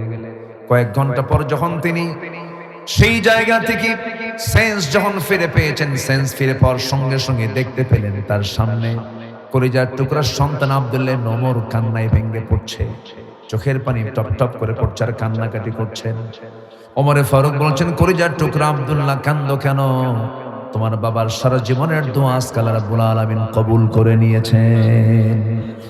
আমি শহীদের দরজা পেয়ে যাচ্ছি, যে কোনো মুহূর্তে আমি দুনিয়া থেকে বিদায় নিয়ে নেব। আব্দুল্লাহ, চিন্তা করো না, আমার জন্য পানি আনো। আমার জন্য কি আনো?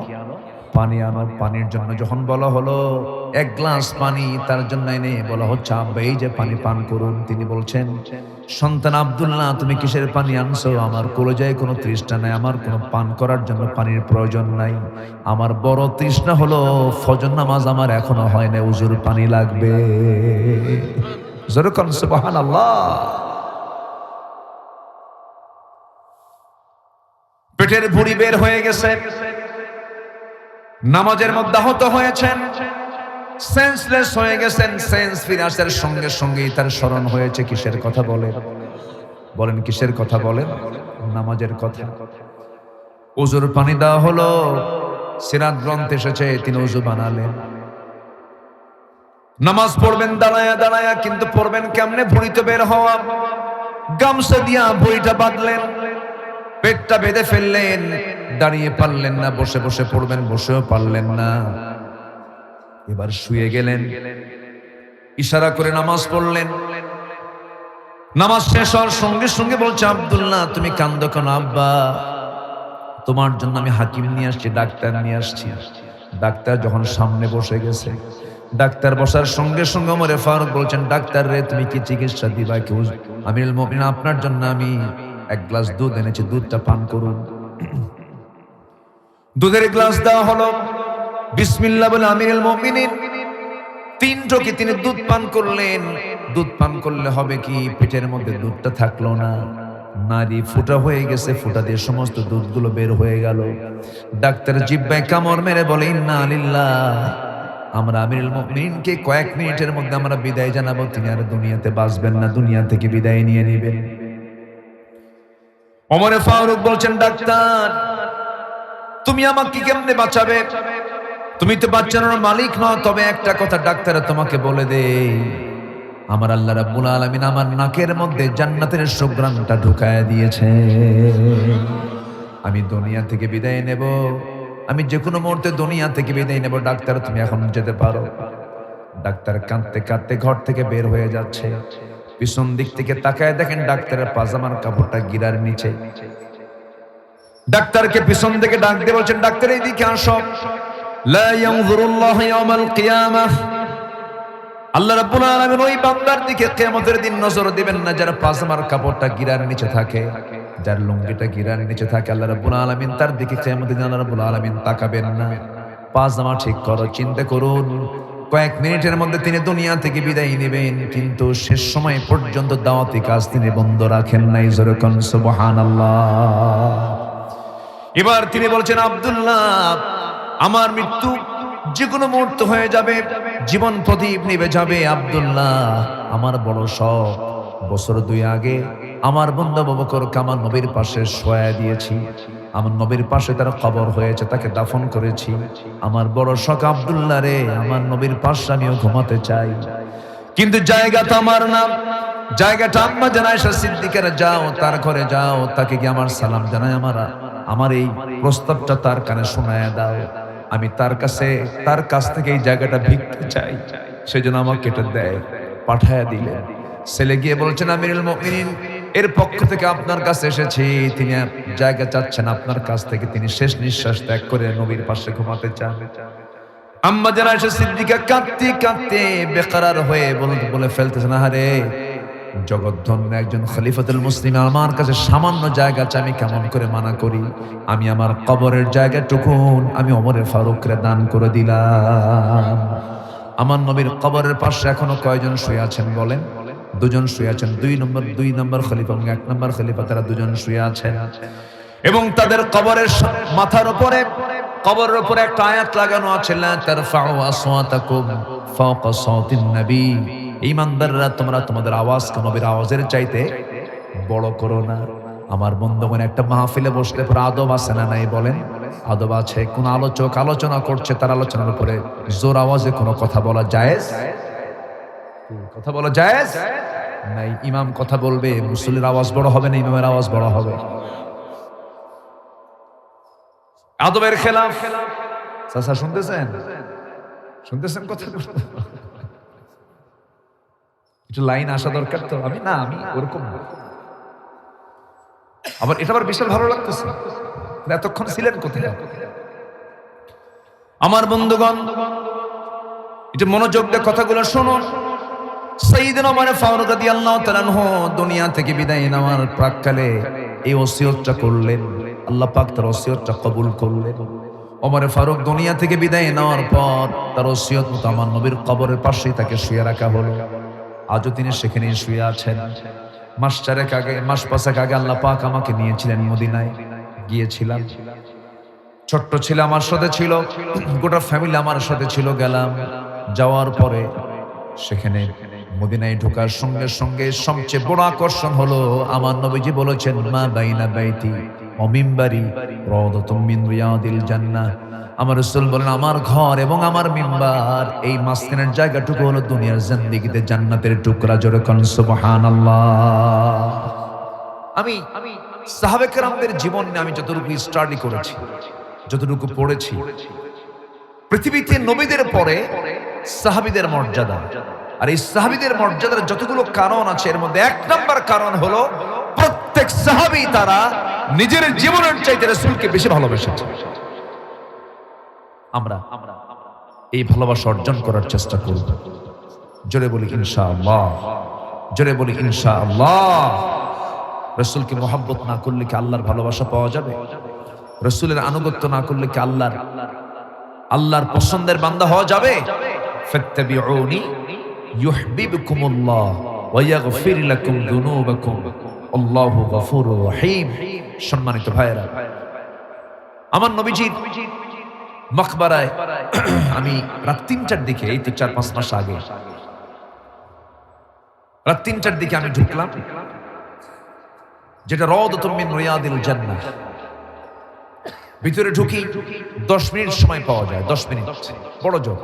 সবাই তো যায় ওই সার্কেল অনুযায়ী, 10 মিনিট পর পর সবাইকে বের করে দেয়, ওখানে থাকতে দেয় না।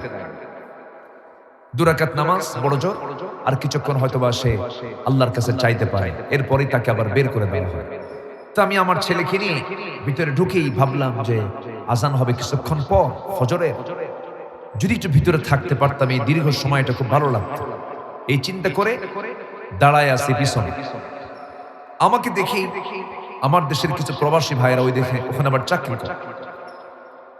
তারা চাকরি করে হলো পরিচ্ছন্ন কর্মীর কিছু ভাইয়েরা, সেখানে নাজ্জাফা, অর্থাৎ ওখানে নাজ্জাফা বলা হয় পরিচ্ছন্ন কর্মীর, তারা পরিচ্ছন্নতার কাজ তারা করে।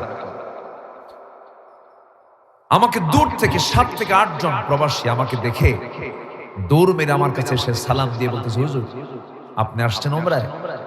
খুব খুশি হলাম, আপনাকে দেখে খুব ভালো লাগলো, হুজুর দোয়া করবো। বললাম দেখেন, দোয়ার জায়গায় আসছে, আপনারাই দোয়া করবেন আমার জন্য। তো খুব খুশি হলো। এরপরে বললাম, ভাই একটা কথা বলি কি, এখানে তো কিছুক্ষণ আছে, এরপরে তো আমাকে বের করে দেবে, থাকতে দেবেন, আমি একটু ফজর পর্যন্ত আমি এই জায়গায় একটু থাকতে চাই, একটু ব্যবস্থা করা যাবে কি? তো এই প্রবাসীদের বাড়িটা হলো কিশোরগঞ্জ, ময়মনসিংহ ওই দিকে। এই কথা শুনেই বললো, হুজুর আপনি একটু ওয়েট করেন, দেখি কি করা যায়।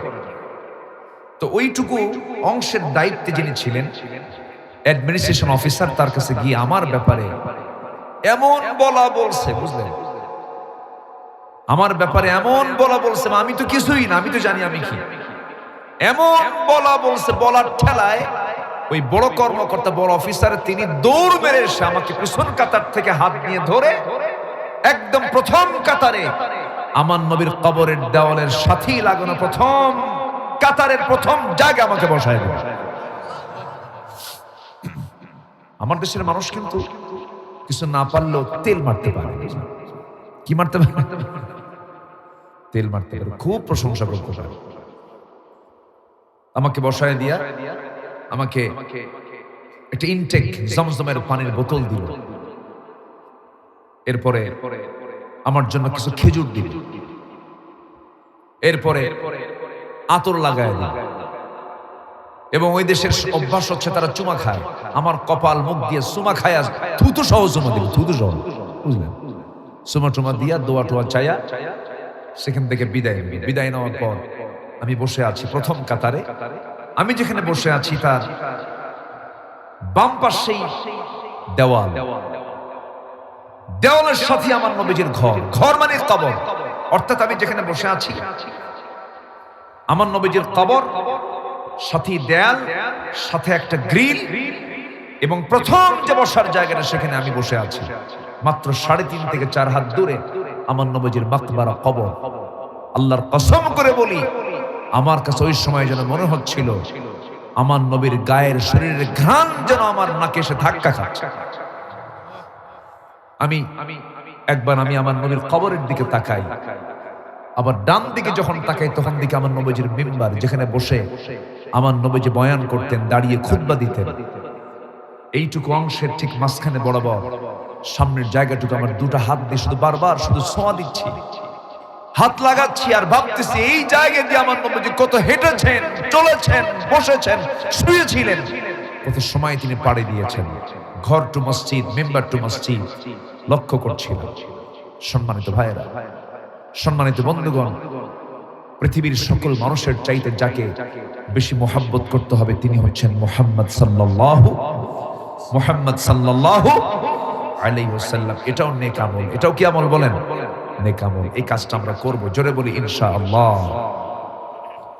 আমার বন্ধুগণ, নেক আমল করলে পরে নাম্বার 2 হলো পরিপূর্ণ জান্নাত, অফুরন্ত জান্নাতের নিয়ামত আমরা লাভ করতে পারবো। আল্লাহ রাব্বুল আলামিন বলেন, ওয়াবাশশিরিল্লাযীনা আমানু وعملوا الصالحات أن لهم جنات تجري من تحتها الأنهار كلما رزقوا منها من ثمرة رزقا قالوا هذا الذي رزقنا من قبل جربون الله أكبر نمبر 3 হলো সৎকর্মের দ্বারা, নেক আমলের দ্বারা গুনাহ মাফ হয়ে যায়। আল্লাহ রাব্বুল আলামিন বলেন, ওয়াকিমিস সালাতা তারাফাইন নাহারি ওয়া যুলফান মিনাল লাইল ইন্নাল হাসানাতি ইউযহিবনাস সাইয়্যাত। জোরে বলুন আল্লাহু আকবার। নাম্বার 4 হলো নেক আমল করলে পরে পবিত্র জীবন পাওয়া যায়, বদ আমল করলে পরে সালমান এফ রহমান হওয়া যায়। কি ঠিক কিনা বলেন? বদ আমল হলে পরে কি হতে হবে বলেন?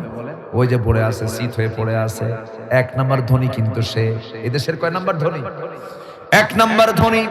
এত বড় সম্পদের পাহাড় হওয়ার পরেও তার জীবনটা পবিত্র নয়, তার জীবনটা বরকতময় নয়, অত্যন্ত অভিশপ্ত জীবন। চিন্তা করে দেখুন, বাঁচার জন্য কি না করলো। দাড়িও কাটলো, মোছও কাটলো, কি কাটছে না? মাথার সাদা চুল কালো বানালো, সাদা পাঞ্জাবি পায়জামা খুলে লুঙ্গি পরলো, গেঞ্জি পরলো। আমার বন্ধুগণ বাঁচার জন্য ভুলে গিয়ে আবার নৌকায় চললো, কোস্টগার্ড ধরে ফেললো, ধরে বলে, স্যার আপনার আইনমন্ত্রী আপনাকে চিনছে, চলেন এখন আপনারা থানায় চলেন। আমি কি একা আসছি নাকি? দেখো আরেকজন আছে। কে? ওই যে দরবেশ বসে আছে। কথা বুঝলাম? লাঞ্ছনার জীবন হবে নেক আমল যদি না করেন, জনগণের টাকা যদি মেরে খান, জুলুম যদি করেন, অত্যাচার যদি করেন। বাস্তব ইতিহাস আল্লাহ পাক সব দেখায় দিয়েছেন, ঠিক কিনা? এই জন্য নেক আমল আমরা করব। আল্লাহ রাব্বুল আলামিন বলছেন, মান আমিলা সালিহান মিন যাকারিন ওয়া উনসা ওয়া হুয়া মুমিনুন ফালানুহয়িন্নাহু হায়াতান তাইয়্যিবাহ। জোরে বলুন আল্লাহু আকবার। নাম্বার 5 হলো নেক আমল করলে পরে আল্লাহর রহমত প্রাপ্তি, আল্লাহর রহমত প্রাপ্ত হওয়া যাবে। আল্লাহর রহমত আমরা পেয়ে যাব। ইন্না রাহমাতাল্লাহি করিবুম মিনাল মুহসিনিন। নাম্বার 6 হলো মন্দ কাজগুলো যদি যে ব্যক্তি মিটায় দেবে, কর্মের উত্তম ফলাফল দান করবে, আল্লাহ রাব্বুল আলামিন তাকে অবশ্যই সুন্দর পুরস্কার দান করবেন, ফলাফল, উত্তম ফলাফল দান করবেন। নাম্বার 7 হলো সৎকর্মশীল যারা হবে, নেক আমল যারা করবে, তাদের ভিতরে আখিরাতে তাদের কোনো ভয় থাকবে না, নিরাপত্তা পেয়ে যাবে। আল্লাহ রাব্বুল আলামিন বলেন, মান জাআ বিল হাসানাতি ফালাহু খায়রুম মিনহা ওয়া হুম মিন ফাজাই ইয়াওমাইযিন আমিনুন। জোরে বলুন আল্লাহু আকবার। নাম্বার 8 হলো নেক আমল করলে পরে আখিরাতটা সুখ স্বচ্ছন্দময় হবে। আল্লাহ রাব্বুল আলামিন বলেন, ইন্নাল আবরারা লাফি নাঈম। জোরে বলুন আল্লাহু আকবার। নাম্বার 9 হলো নেক আমল করলে পরে আল্লাহ রাব্বুল আলামিন ঝর্ণাওয়ালা জান্নাত দান করবেন। জোরে কোন সুবহানাল্লাহ। সবাই কি জান্নাত পেতে চান? সবাই কি জান্নাত পেতে চান? জান্নাত পেতে চান কারা কারা হাত তোলেন দেখি। আচ্ছা, হাত নামান। নামাজ পড়বেন কারা কারা হাত তোলেন দেখি। হাত তো কারো বাদ থাকলো না। জোরে বলি ইয়া আল্লাহ, আরো জোরে বলি ইয়া আল্লাহ। আমাদেরকে ফজর, যোহর, আসর, মাগরিব, ইশা 5 ওয়াক্ত সালাত আদায় করা তৌফিক তুমি আল্লাহ দিয়া দাও। জোরে বলি আমিন, আরো জোরে আমিন। সবাই কি জান্নাত পেতে রাজি আছেন তো? জান্নাতের মধ্যে সব কিছু আল্লাহ রাব্বুল আলামিন রেখে দিয়েছেন। সেই জান্নাতের মধ্যে সবকিছু থাকবে, সবকিছু আছে। আমার বন্ধুগণ, জান্নাতের মধ্যে আল্লাহ রাব্বুল আলামিন 4টা নহর রেখে দিয়েছেন। দুধের নহর থাকবে, পানির নহর থাকবে, শরাবের নহর থাকবে, মধুর নহর থাকবে। দুনিয়ার মধু পান করলে পরে বুড়া বুড়া হয়ে যায়, দুনিয়ার দুধ পান করলে পরে বুড়া আরো বেশি বুড়া হয়ে যায়, কিন্তু জান্নাতের দুধ, জান্নাতের শরাব, জান্নাতের মধু যদি কেউ একটা বার পান করে সে কোনোদিন বুড়া হবে না, সে চিরযৌবন লাভ করবে। যেরকম সুবহানাল্লাহ। এবং সেখানে থাকবে টানা টানা চক্ষুওয়ালা, ডাহুক চাহনিওয়ালা সুন্দরী হুর আল্লাহ তাআলা সেই জান্নাতের মধ্যে রেখে দিয়েছেন। ওয়াহুরুন আইন কামসালিল লুলুইল মাকনুন লাম ইয়াতমিসহুন্না ইনসুন ক্বাবলাহুম ওয়ালা জান্নুন। আল্লাহু আকবার বলেন। জান্নাতের মধ্যে সেই হুরগুলো আল্লাহ পাক রেখে দিয়েছেন যাকে কখনো জিন এবং ইনসান একটাবারের জন্য স্পর্শ করেনি। সেই জান্নাতের হুর কি সবাই নেবেন না ভাই? আস্তে আস্তে কয় রে, এই সবাই নেবেন না? নেবেন না? দেন বুড়া চাচাও কয় ইনশাআল্লাহ। বুড়ি জানলে কিন্তু খবর আছে। পৃথিবীতে সব নারী একটা জায়গায় খুব কৃপণ, সেটা হলো স্বামীর ভাগ কাউকে দেবে না। একদিন মঞ্চে প্রশ্ন আসছে, এক মহিলা প্রশ্ন পাঠাইছে, হুজুর কোন আমল করলে পরে আমার স্বামীকে জান্নাতে আল্লাহ পাক হুর দিবেন না, সে আমলটা শিখায় না। কি আমার কথা কি বুঝতেছেন? এই মঞ্চে এখানে প্রশ্ন আসছে, এক মহিলা প্রশ্ন করছে, হুজুর কোন আমল করলে পরে জান্নাতের মধ্যে আমার স্বামীকে হুর দেওয়া হবে না, সে আমল আমি করব, তবু আমার স্বামী যেন হুর না পায়। কি কথা কি বুঝতেছেন আপনি? আমার নবীজি আম্মা জান খাদিজার জন্য দোয়া করতেছেন, আয় আল্লাহ তাআলা তুমি আমার খাদিজাকে জান্নাতের উচ্চ মাকাম দিয়ে দাও।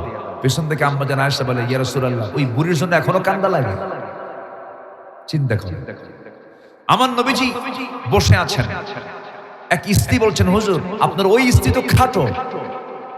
ওই স্ত্রী তো কি খাটো। আমার রাসূল একটু চেহারা বিবর্ণ হয়ে গেল এবং বললেন, তোমার এই কথাটা, তুমি যে খাটো শব্দটা বললা, এই কথাটা যদি 7 সমুদ্রে ছেড়ে দেওয়া হয়, 7 সমুদ্রের পানির বিবর্ণ হয়ে দুর্গন্ধ হয়ে যাবে। তাহলে মেয়েদের মধ্যে এই নেচারটা আছে।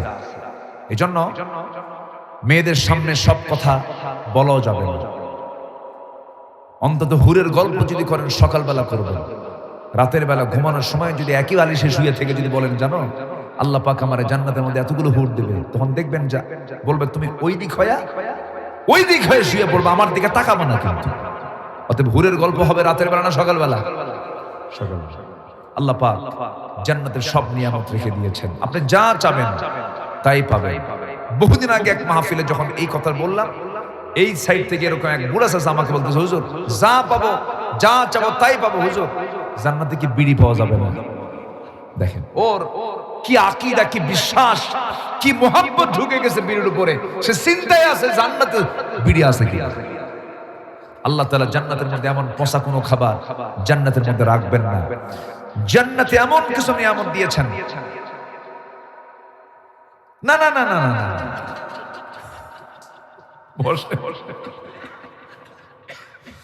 এই মজা করতেছি, বসেন। আল্লাহ রাব্বুল আলামিন জান্নাতের মধ্যে সবকিছু রেখে দিয়েছেন, আপনি যা চাবেন আমরা তাই পাবো। আল্লাহ রাব্বুল আলামিন এমন জান্নাতের কাজগুলো করার তৌফিক সবাইকে দান করুন। জোরে বলি আমিন, আরো জোরে আল্লাহুম্মা আমিন। সম্মানিত ভাইরা, সর্বশেষ 10 নম্বর হলো নেক আমলের ফলাফল কি হবে? আল্লাহ তাআলা বান্দাকে নিজে সাক্ষাৎ করে সালাম দিবেন।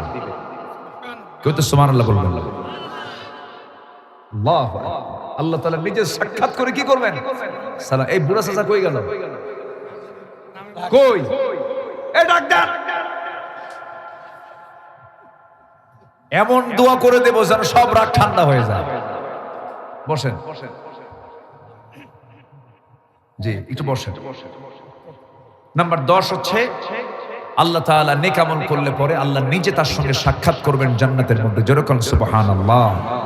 এমন সাক্ষাৎ কি সবাই চান? সবাইকে চান? আল্লাহ রাব্বুল আলামিন বলেন, ফামান কানা ইয়ারজু লিকাআ রাব্বিহি ফালইআমাল আমালান সালিহান ওয়ালা ইউশরিক বিইবাদাতি রাব্বিহি আহাদা। আল্লাহু আকবার। সূরাতুল কাহফের শেষ আয়াত আল্লাহ রাব্বুল আলামিন বলেন, যে বান্দা আমার সঙ্গে সাক্ষাৎ করতে চায় যে বান্দা আমার সঙ্গে মোলাকাত করতে চায় সে যেন নেক আমল করে আসে। কি আমল করে আসে? নেক আমল করে আসে, এবং শিরিক যেন না করে। বাচ্চা হয় না, কোনো দরবারে যাওয়া যাবে না। চাকরি হয় না, কোনো পীর বাবার পা ধরা যাবে না। এরপরে ব্যবসায় সফলতা নেই, কোনো শিরকের দিকে যাওয়া যাবে না। এই এলাকায় আছে কিনা জানি না, দেখবেন বাচ্চা কাচ্চা না হলে পরে ছাগল নিয়ে বাবার দরবারে যায়। আসেন, এরকম আছে কিনা? বাবার দরবারে চলে যায়, দরবারের পীর সাহেব তো দুনিয়া থেকে বিদায় নিয়েছেন। যিনি কবরে থাকেন তিনি নিজেই বেকায়দায় থাকেন। তিনি আবার উপকার করবেন কেমনে? এই জন্য আমার বন্ধুগণ, আমার সফলতা, আমার উন্নতি, আমার ক্ষতি, আমার বরকত সব কিছু একমাত্র কার হাতে বলেন? আল্লাহর হাতে। এই জন্য আল্লাহর কাছে চাইতে হবে। শিরিকের কাজ করা যাবে না। শিরিক মুক্ত জীবন যাপন করে যারা, নেক আমল করে যারা দুনিয়া থেকে বিদায় নিয়ে নেবে, আল্লাহ রাব্বুল আলামিন জান্নাতের মধ্যে তার সঙ্গে আল্লাহ রাব্বুল আলামিন সাক্ষাৎ করবেন। জোরে কোন সুবহানাল্লাহ। জান্নাতের মধ্যে আল্লাহর সাক্ষাৎ হবে সবচেয়ে আকর্ষণীয়। আল্লাহর সঙ্গে আমরা যেন সাক্ষাৎ করতে পারি, তৌফিক আল্লাহ পাক আমাকে আপনাকে দান করুন। জোরে বলি আল্লাহুম্মা আমিন। অনেক মা বোন শুনেছে আজকের মাহফিল আসছে না? অনেক মা বোন। এই এলাকার তো মা বোনরা মোটামুটি দিন প্রিয় বেশি, ইসলাম প্রিয় বেশি। আমি গড় এভারেজ আমি দেখেছি সব ডিভিশন আল্লাহ পাক সব বিভাগিত নিয়েছেন, সব জেলা থানায় নিয়েছেন। একদম টেকনাফ থেকে তেতুলিয়া, রূপসা থেকে পাথরিয়া, সুন্দরবন থেকে বান্দরবানে এমন কোন জনপদ নেই আল্লাহ পাক আমাকে এই দেশে নেন নেই, সব জায়গায় গিয়েছি। তো মহিলাদের মাহফিল অংশগ্রহণের তালিকার যদি কথা বলা হয়, মহিলা মানুষ মাহফিল অংশগ্রহণের দিক থেকে যেই বিভাগটা সবচাইতে বেশি আগায় আছে, যে ফার্স্ট, সেটা হলো খুলনা অঞ্চলের মানুষ। খুলনা বিভাগের মানুষ সবচেয়ে বেশি মহিলা মানুষগুলো মাহফিলে আসে। বলি আলহামদুলিল্লাহ। এটা ইতিবাচক দিক, এটা ভালো দিক। কারণ একটা মা যদি ভালো হয় পরিবার ভালো হয়ে যায়, একটা মা যদি ভালো হয় সমাজ ভালো হয়ে যায়, একটা মা যদি ভালো হয় জাতি ভালো হয়ে যায়।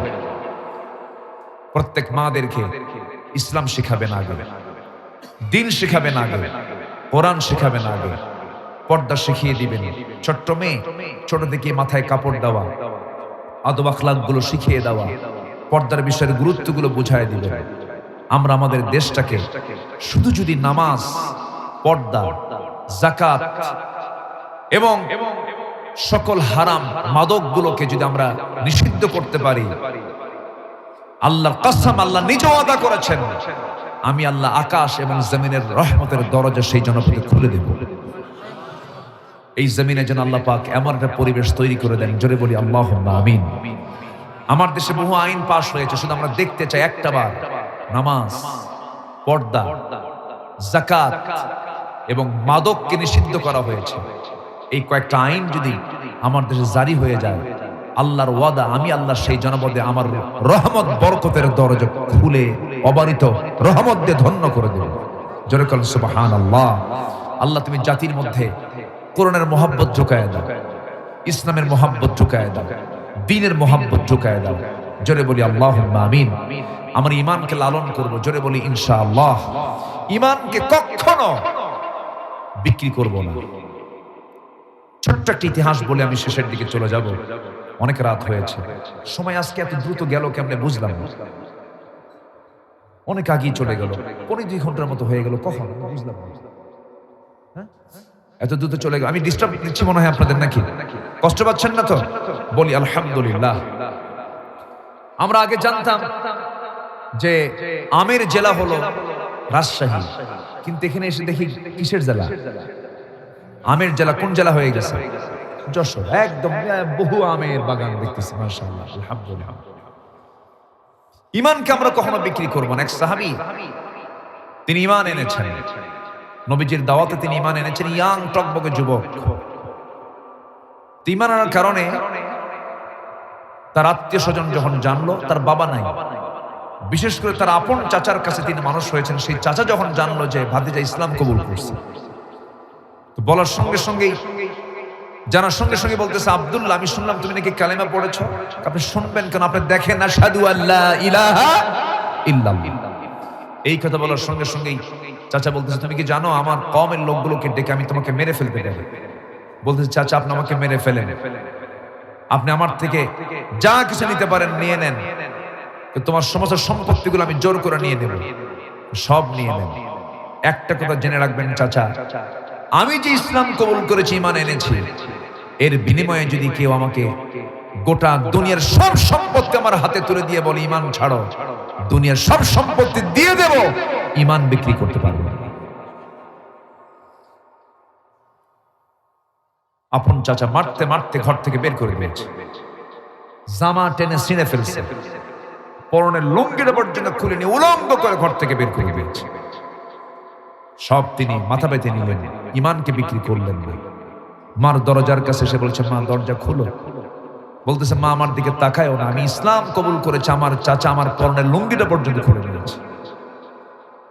দেখো তো মা, ঘরের মধ্যে কোনো কিছু আছে নাকি? তন্ন তন্ন করে খুঁজি, মোটে ছোট্ট একটা চাদর পাওয়া গেল। এবার বলছে, বাজান এই যে চাদরটা পেয়েছি, মা দাও, চাদরটা দাও। কোনো মতো সতরটা ঢাকলেন, সতর ঢেকে বলছেন, মা আমি তোমাকে ভালোবাসি, কিন্তু আমার নবীর চাইতে বেশি ভালোবাসি না মা। আমি আমার মদিনার দিকে রওনা দিলাম, নবীজির দরবারের দিকে রওনা দিলাম। মা আমার জন্য দোয়া করো। আরব দেশে বছরে 2টা মাস শীতকাল থাকে, প্রচন্ড শীত, হাড় কাঁপানো শীত। সেই শীতের ভিতরে নগ্ন দেহে কোনো মতো সতরটা ঢেকে একটা চাদর পরে নিয়ে রওনা দিলেন। মদিনায় পৌঁছে গেলেন, নবীর দরজার কাছাকাছি চলে গেলেন। দরজায় গিয়ে নক করলেন, দরজা খুলে গেল। আমার নবীজি দেখতে পেলেন খালি গায়ে কে যেন দাঁড়ানো। কোনো কিছু জিজ্ঞাসা না করেই ভিতরে ঢুকে সুন্দর 2টা জুব্বা হাতের মধ্যে নিয়ে বাইরে এসে বলছে, আব্দুল্লাহ এই যে তোমার জন্য 2টা জুব্বা আনছি, গায়ে কোনো কাপড় চোপড় নাই, ঠান্ডায় তুমি অসুস্থ হয়ে পড়বে, তুমি জুব্বাটা পরে নাও। এরপরে আমার নবীজি সম্পূর্ণ বিস্তারিত ঘটনাগুলো শুনে বলছেন, আব্দুল্লাহ শোনো, তোমার চাচা তোমাকে বস্ত্রহীন করে ঘর থেকে বের করে দিয়েছে, আর আমি রাসূল তোমার গায়ে আমার গায়ের চাদর, আমার গায়ের জুব্বা উপহার দিয়ে দিলাম। জরকান সুবহানাল্লাহ। আব্দুল্লাহ তুমি কিছু চাও আমার কাছে? আব্দুল্লাহ বলছে, হুজুর আপনি আমার জন্য দোয়া করুন, আমি যেন শহীদের মর্যাদা পাই। আমার নবীজি 2 হাত উঁচু করে বললেন, আয় আল্লাহ তাআলা, আমার আব্দুল্লাহর জান মালকে কাফের বেঈমানদের জন্য হারাম করে দাও। এই কথা শোনার সঙ্গে সঙ্গে সাহাবীর মন খারাপ হয়ে গেল। হুজুর আপনি এমন দোয়া করলেন কেন? আমি কি শহীদ হব না নাকি? রাসূল বলছেন, ওয়া ইম্মা তাআলা ফিরাশিহি, ও আব্দুল্লাহ চিন্তা করো না, তোমার মরণটা যদি বিছানাতে হয়ে থাকে, যদি নিয়ত থাকে শহীদের, আল্লাহ রাব্বুল আলামিন শহীদের দরজা তোমাকে বিছানাতে দিয়ে দিবেন। জোরে কোন সুবহানাল্লাহ।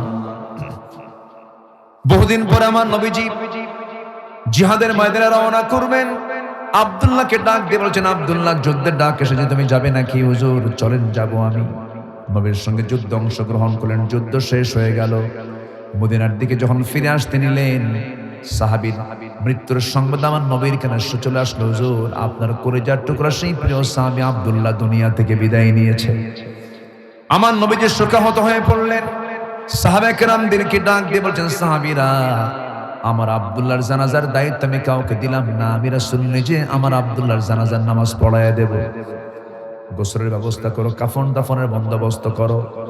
গোসল করায় দেওয়া হলো, কাফনের কাপড় পরায় দেওয়া হলো। আমার নবীজি জানাজায় হাজির হলেন, জানাজা পড়ায় দিলেন। জানাজার শেষ করার পর বলছে, ও সাহাবীরা আমার আব্দুল্লাহর কবরটা তোমরা কোথায় খনন করেছো? ওই যদি পাহাড়ের ঠিক মাঝখান বরাবর, আমাকে নিয়ে চলো। আমার নবীজি পায়ে হেঁটে হেঁটে কবরের সামনে গিয়ে দাঁড়িয়ে বলছে, সাহাবীরা আমার আব্দুল্লাহর কবরে আজকে আমি কাউকে নামতে দেব না, আমি আব্দুল্লাহর কবরে আজকে আমি রাসূল নিজে নামবো, আমি নিজে থেকে দাফন করব। আমার নবীজি করলেন কি, নিজে নামলেন কবরে। এরপরে বলছেন, আবু বকর আমার ডানে নামো, ওমর আমার তুমি আমার বামে নামো।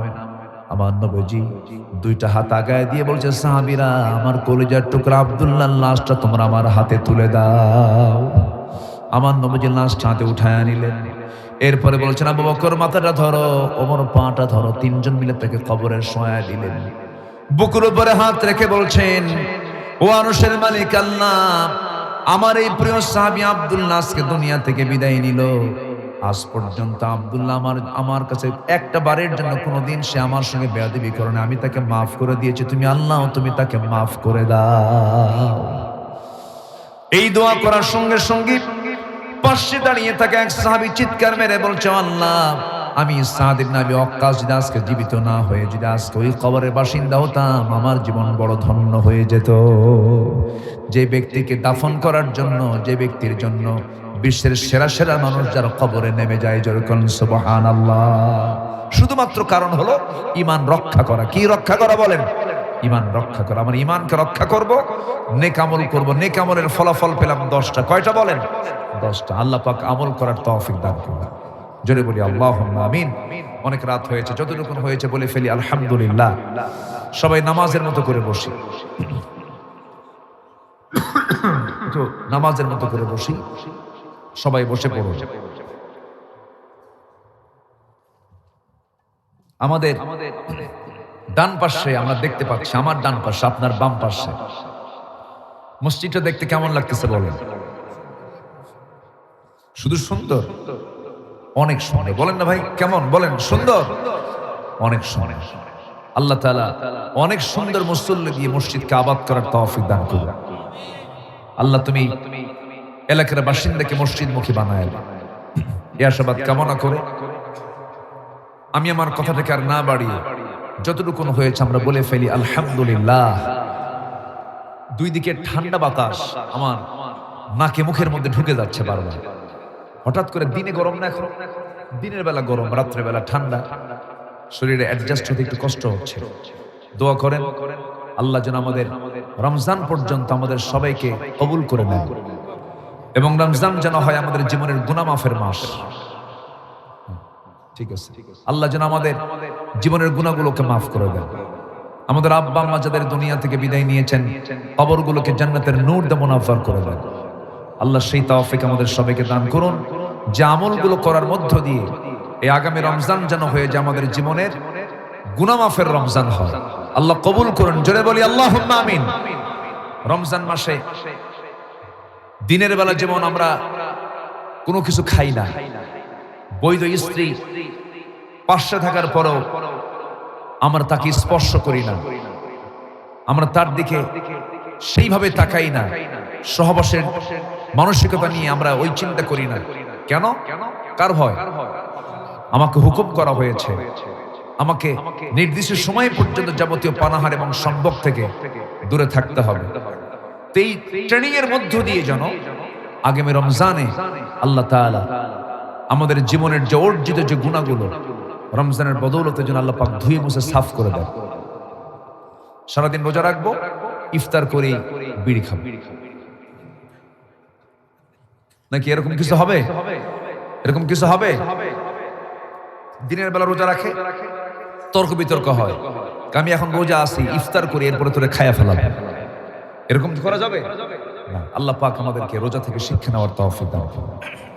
সবাই নামাজের মতো করে বসে সবাই বলে সুবহানাকাল্লাহুম্মা, বলি সুবহানাকাল্লাহুম্মা ওয়া বিহামদিকা আশহাদু আল্লা ইলাহা ইল্লা আনতা আস্তাগফিরুকা ওয়া আতুবু ইলাইকা।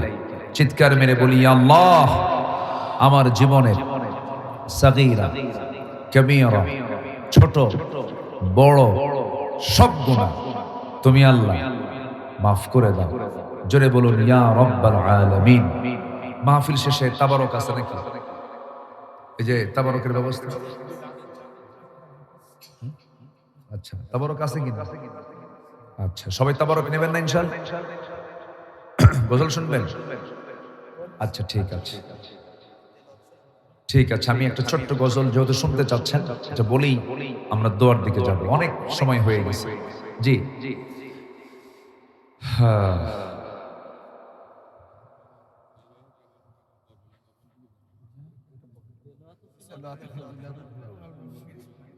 জি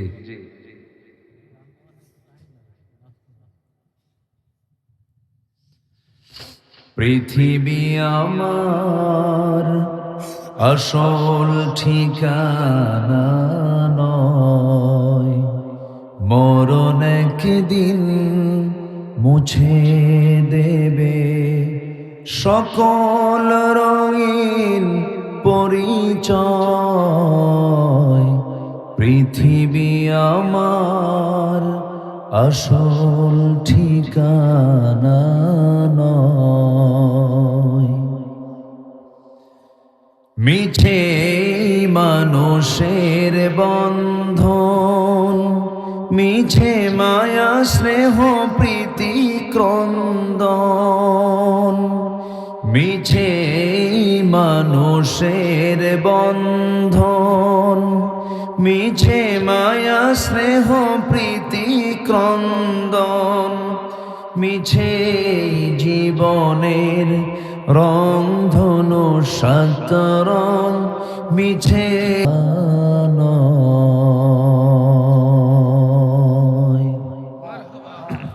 সবাই বলে সুবহানাকাল্লাহুম্মা ওয়া বিহামদিকা আশহাদু আল্লা ইলাহা ইল্লা আনতা আস্তাগফিরুকা ওয়া আতুবু ইলাইকা।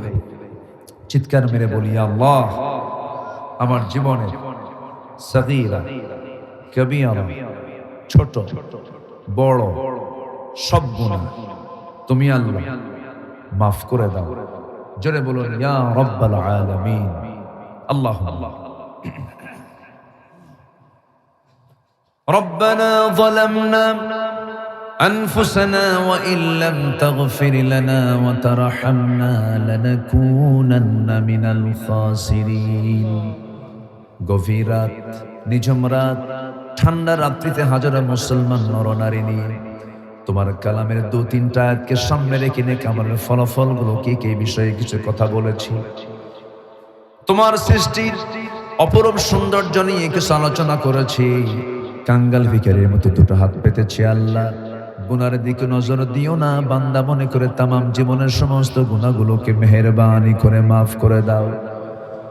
জনম দুঃখিনী মা যারা দুনিয়া থেকে বিদায় নিলেন, জিন্দেগির গুনাহগুলো মাফ করো, কবরগুলোকে জান্নাতের টুকরা বানায়া দাও। আব্বা আম্মার জন্য কি দোয়া তাও শিখিয়ে দিয়েছ। রব্বিরহামহুমা কামা রব্বায়ানি সগীরা, রব্বিরহামহুমা কামা রব্বায়ানি সগীরা। ওয়াল্লাহ বিশেষ করে মাহফিলটার আয়োজন করলেন যারা, শোনার জন্য কষ্ট করে আসছেন যারা, বিনিময়ে কিয়ামতের কঠিন ময়দান এই মাহফিল সবার জন্য নাজাতের মাধ্যম তুমি আল্লাহ বানায়া দিও। কোটখালির প্রত্যেকটা ঘরকে ইসলামের দুর্গ বানায়া দাও। ঘরে ঘরে আয়েশা খাদিজা সুমাইয়ার মতো মা পয়দা করে দাও। প্রত্যেক ঘরে ঘরে খালিদ বিন ওয়ালিদ তুমি আল্লাহ পয়দা করে দাও। আল্লাহ তাআলা নাসির ভাই দোয়া চেয়েছেন তার সন্তানগুলোকে আল্লাহওয়ালা বানাও, দিন মেনে চলার তৌফিক তুমি আল্লাহ দিয়া দাও। আমার ডানে বামে সামনে পিছনে যত ভাই হাত তুলেছেন, যার যা প্রার্থনা তুমি আল্লাহ দয়া করে কবুল আর মঞ্জুর করে নাও। বাংলার জমিনকে কোরআনের জন্য তুমি আল্লাহ দয়া করে কবুল আর মঞ্জুর করে নাও। ও আল্লাহ বাইতুল আকসা তুমি আল্লাহ মুসলমানদের হাতে তুলে দাও। 180 কোটি মুসলমানের দুনিয়াতে তুমি আল্লাহ একটা অমরত তুমি আল্লাহ পাঠাইয়া দাও। দুনিয়া থেকে কোন দিন বিদায় নেব জানি না, ডান হাতে আমলনামা না আসা পর্যন্ত মরণ দিও না। আল্লাহ তাআলা কোটখালি খামার বাড়ি বাইতুন নূর যায় মসজিদ আজকে শাহ থেকে নামাজ শুরু হলো। আল্লাহ তাআলা মেহেরবানি করে মসজিদে মুসল্লি তুমি আল্লাহ বাড়ায়া দাও। আল্লাহ তাআলা মসজিদকে বরকতময় করে দাও। এলাকাবাসীর জন্য এটাকে বরকতের কারণ বানায়া দাও। আল্লাহ তাআলা অনেক অনেক প্রকার দোয়া চেয়েছেন, যার যা প্রার্থনা তুমি আল্লাহ দয়া করে কবুল আর মঞ্জুর করে নাও। আল্লাহ তাআলা তোমার এই বান্দাগুলো মনে মনে কার কি চাওয়া তুমি আল্লাহ ভালো করে জানো। যার যা চাওয়া তুমি আল্লাহ দয়া করে পাওয়া করে দিও। অনেকের আব্বা দুনিয়া থেকে বিদায় নিয়েছেন, কবরগুলোকে জান্নাতের টুকরা বানায়া দাও। নাসির ভাই তার বাবার জন্য দোয়া চান, বাপটা দুনিয়া থেকে বিদায় নিয়েছেন, কবরটাকে তুমি আল্লাহ জান্নাতের টুকরা বানায়া দিও। আল্লাহ তাআলা চোখ খুলে আছি, দুনিয়া দেখতে পাচ্ছি, একদিন চোখ বন্ধ হয়ে যাবে, দুনিয়া সবকিছু বন্ধ হয়ে যাবে। আল্লাহ মেহেরবানি করে তোমার কাছে ফরিয়াদ করি, তোমার পছন্দের বান্দা না হওয়া পর্যন্ত মরণ দিও না। আল্লাহুম্মা হাসিবনি হিসাবান ইয়াসিরা ইয়া মুকাল্লিবাল কুলুব সাব্বিত কলবি আলা দীনিক, ইয়া মুকাল্লিবাল কুলুব সাব্বিত কলবি আলা দীনিক। আল্লাহ তাআলা দুনিয়া থেকে কোন দিন বিদায় নেব জানি না। আল্লাহ তাআলা মেহেরবানি করে মরতে যখন হবে তুমি আল্লাহ শহীদি মওত কবরে জুটায়া দিও। যেদিন মরে যাব রে, টেনে হেঁচড়ে ঘর থেকে বাড়ি থেকে ঘর থেকে বের করে দেবে, কবরের দিকে নিয়ে চলে যাবে। 24 ঘন্টা যাবে না, মাথার চুলগুলো খসে খসে পড়বে। 3 দিন যাবে না, চামড়াগুলো গলে গলে পোকার পেটের খাবার হয়ে যাবে। মাত্র 3টা দিন চামড়া সব গলে গলে শেষ হয়ে যাবে। মাত্র 7টা দিন চলে যাবে, পেটের নারী বেরিয়ে সব চোখ মুখ কান নাক দিয়ে বের হওয়া শুরু হয়ে যাবে।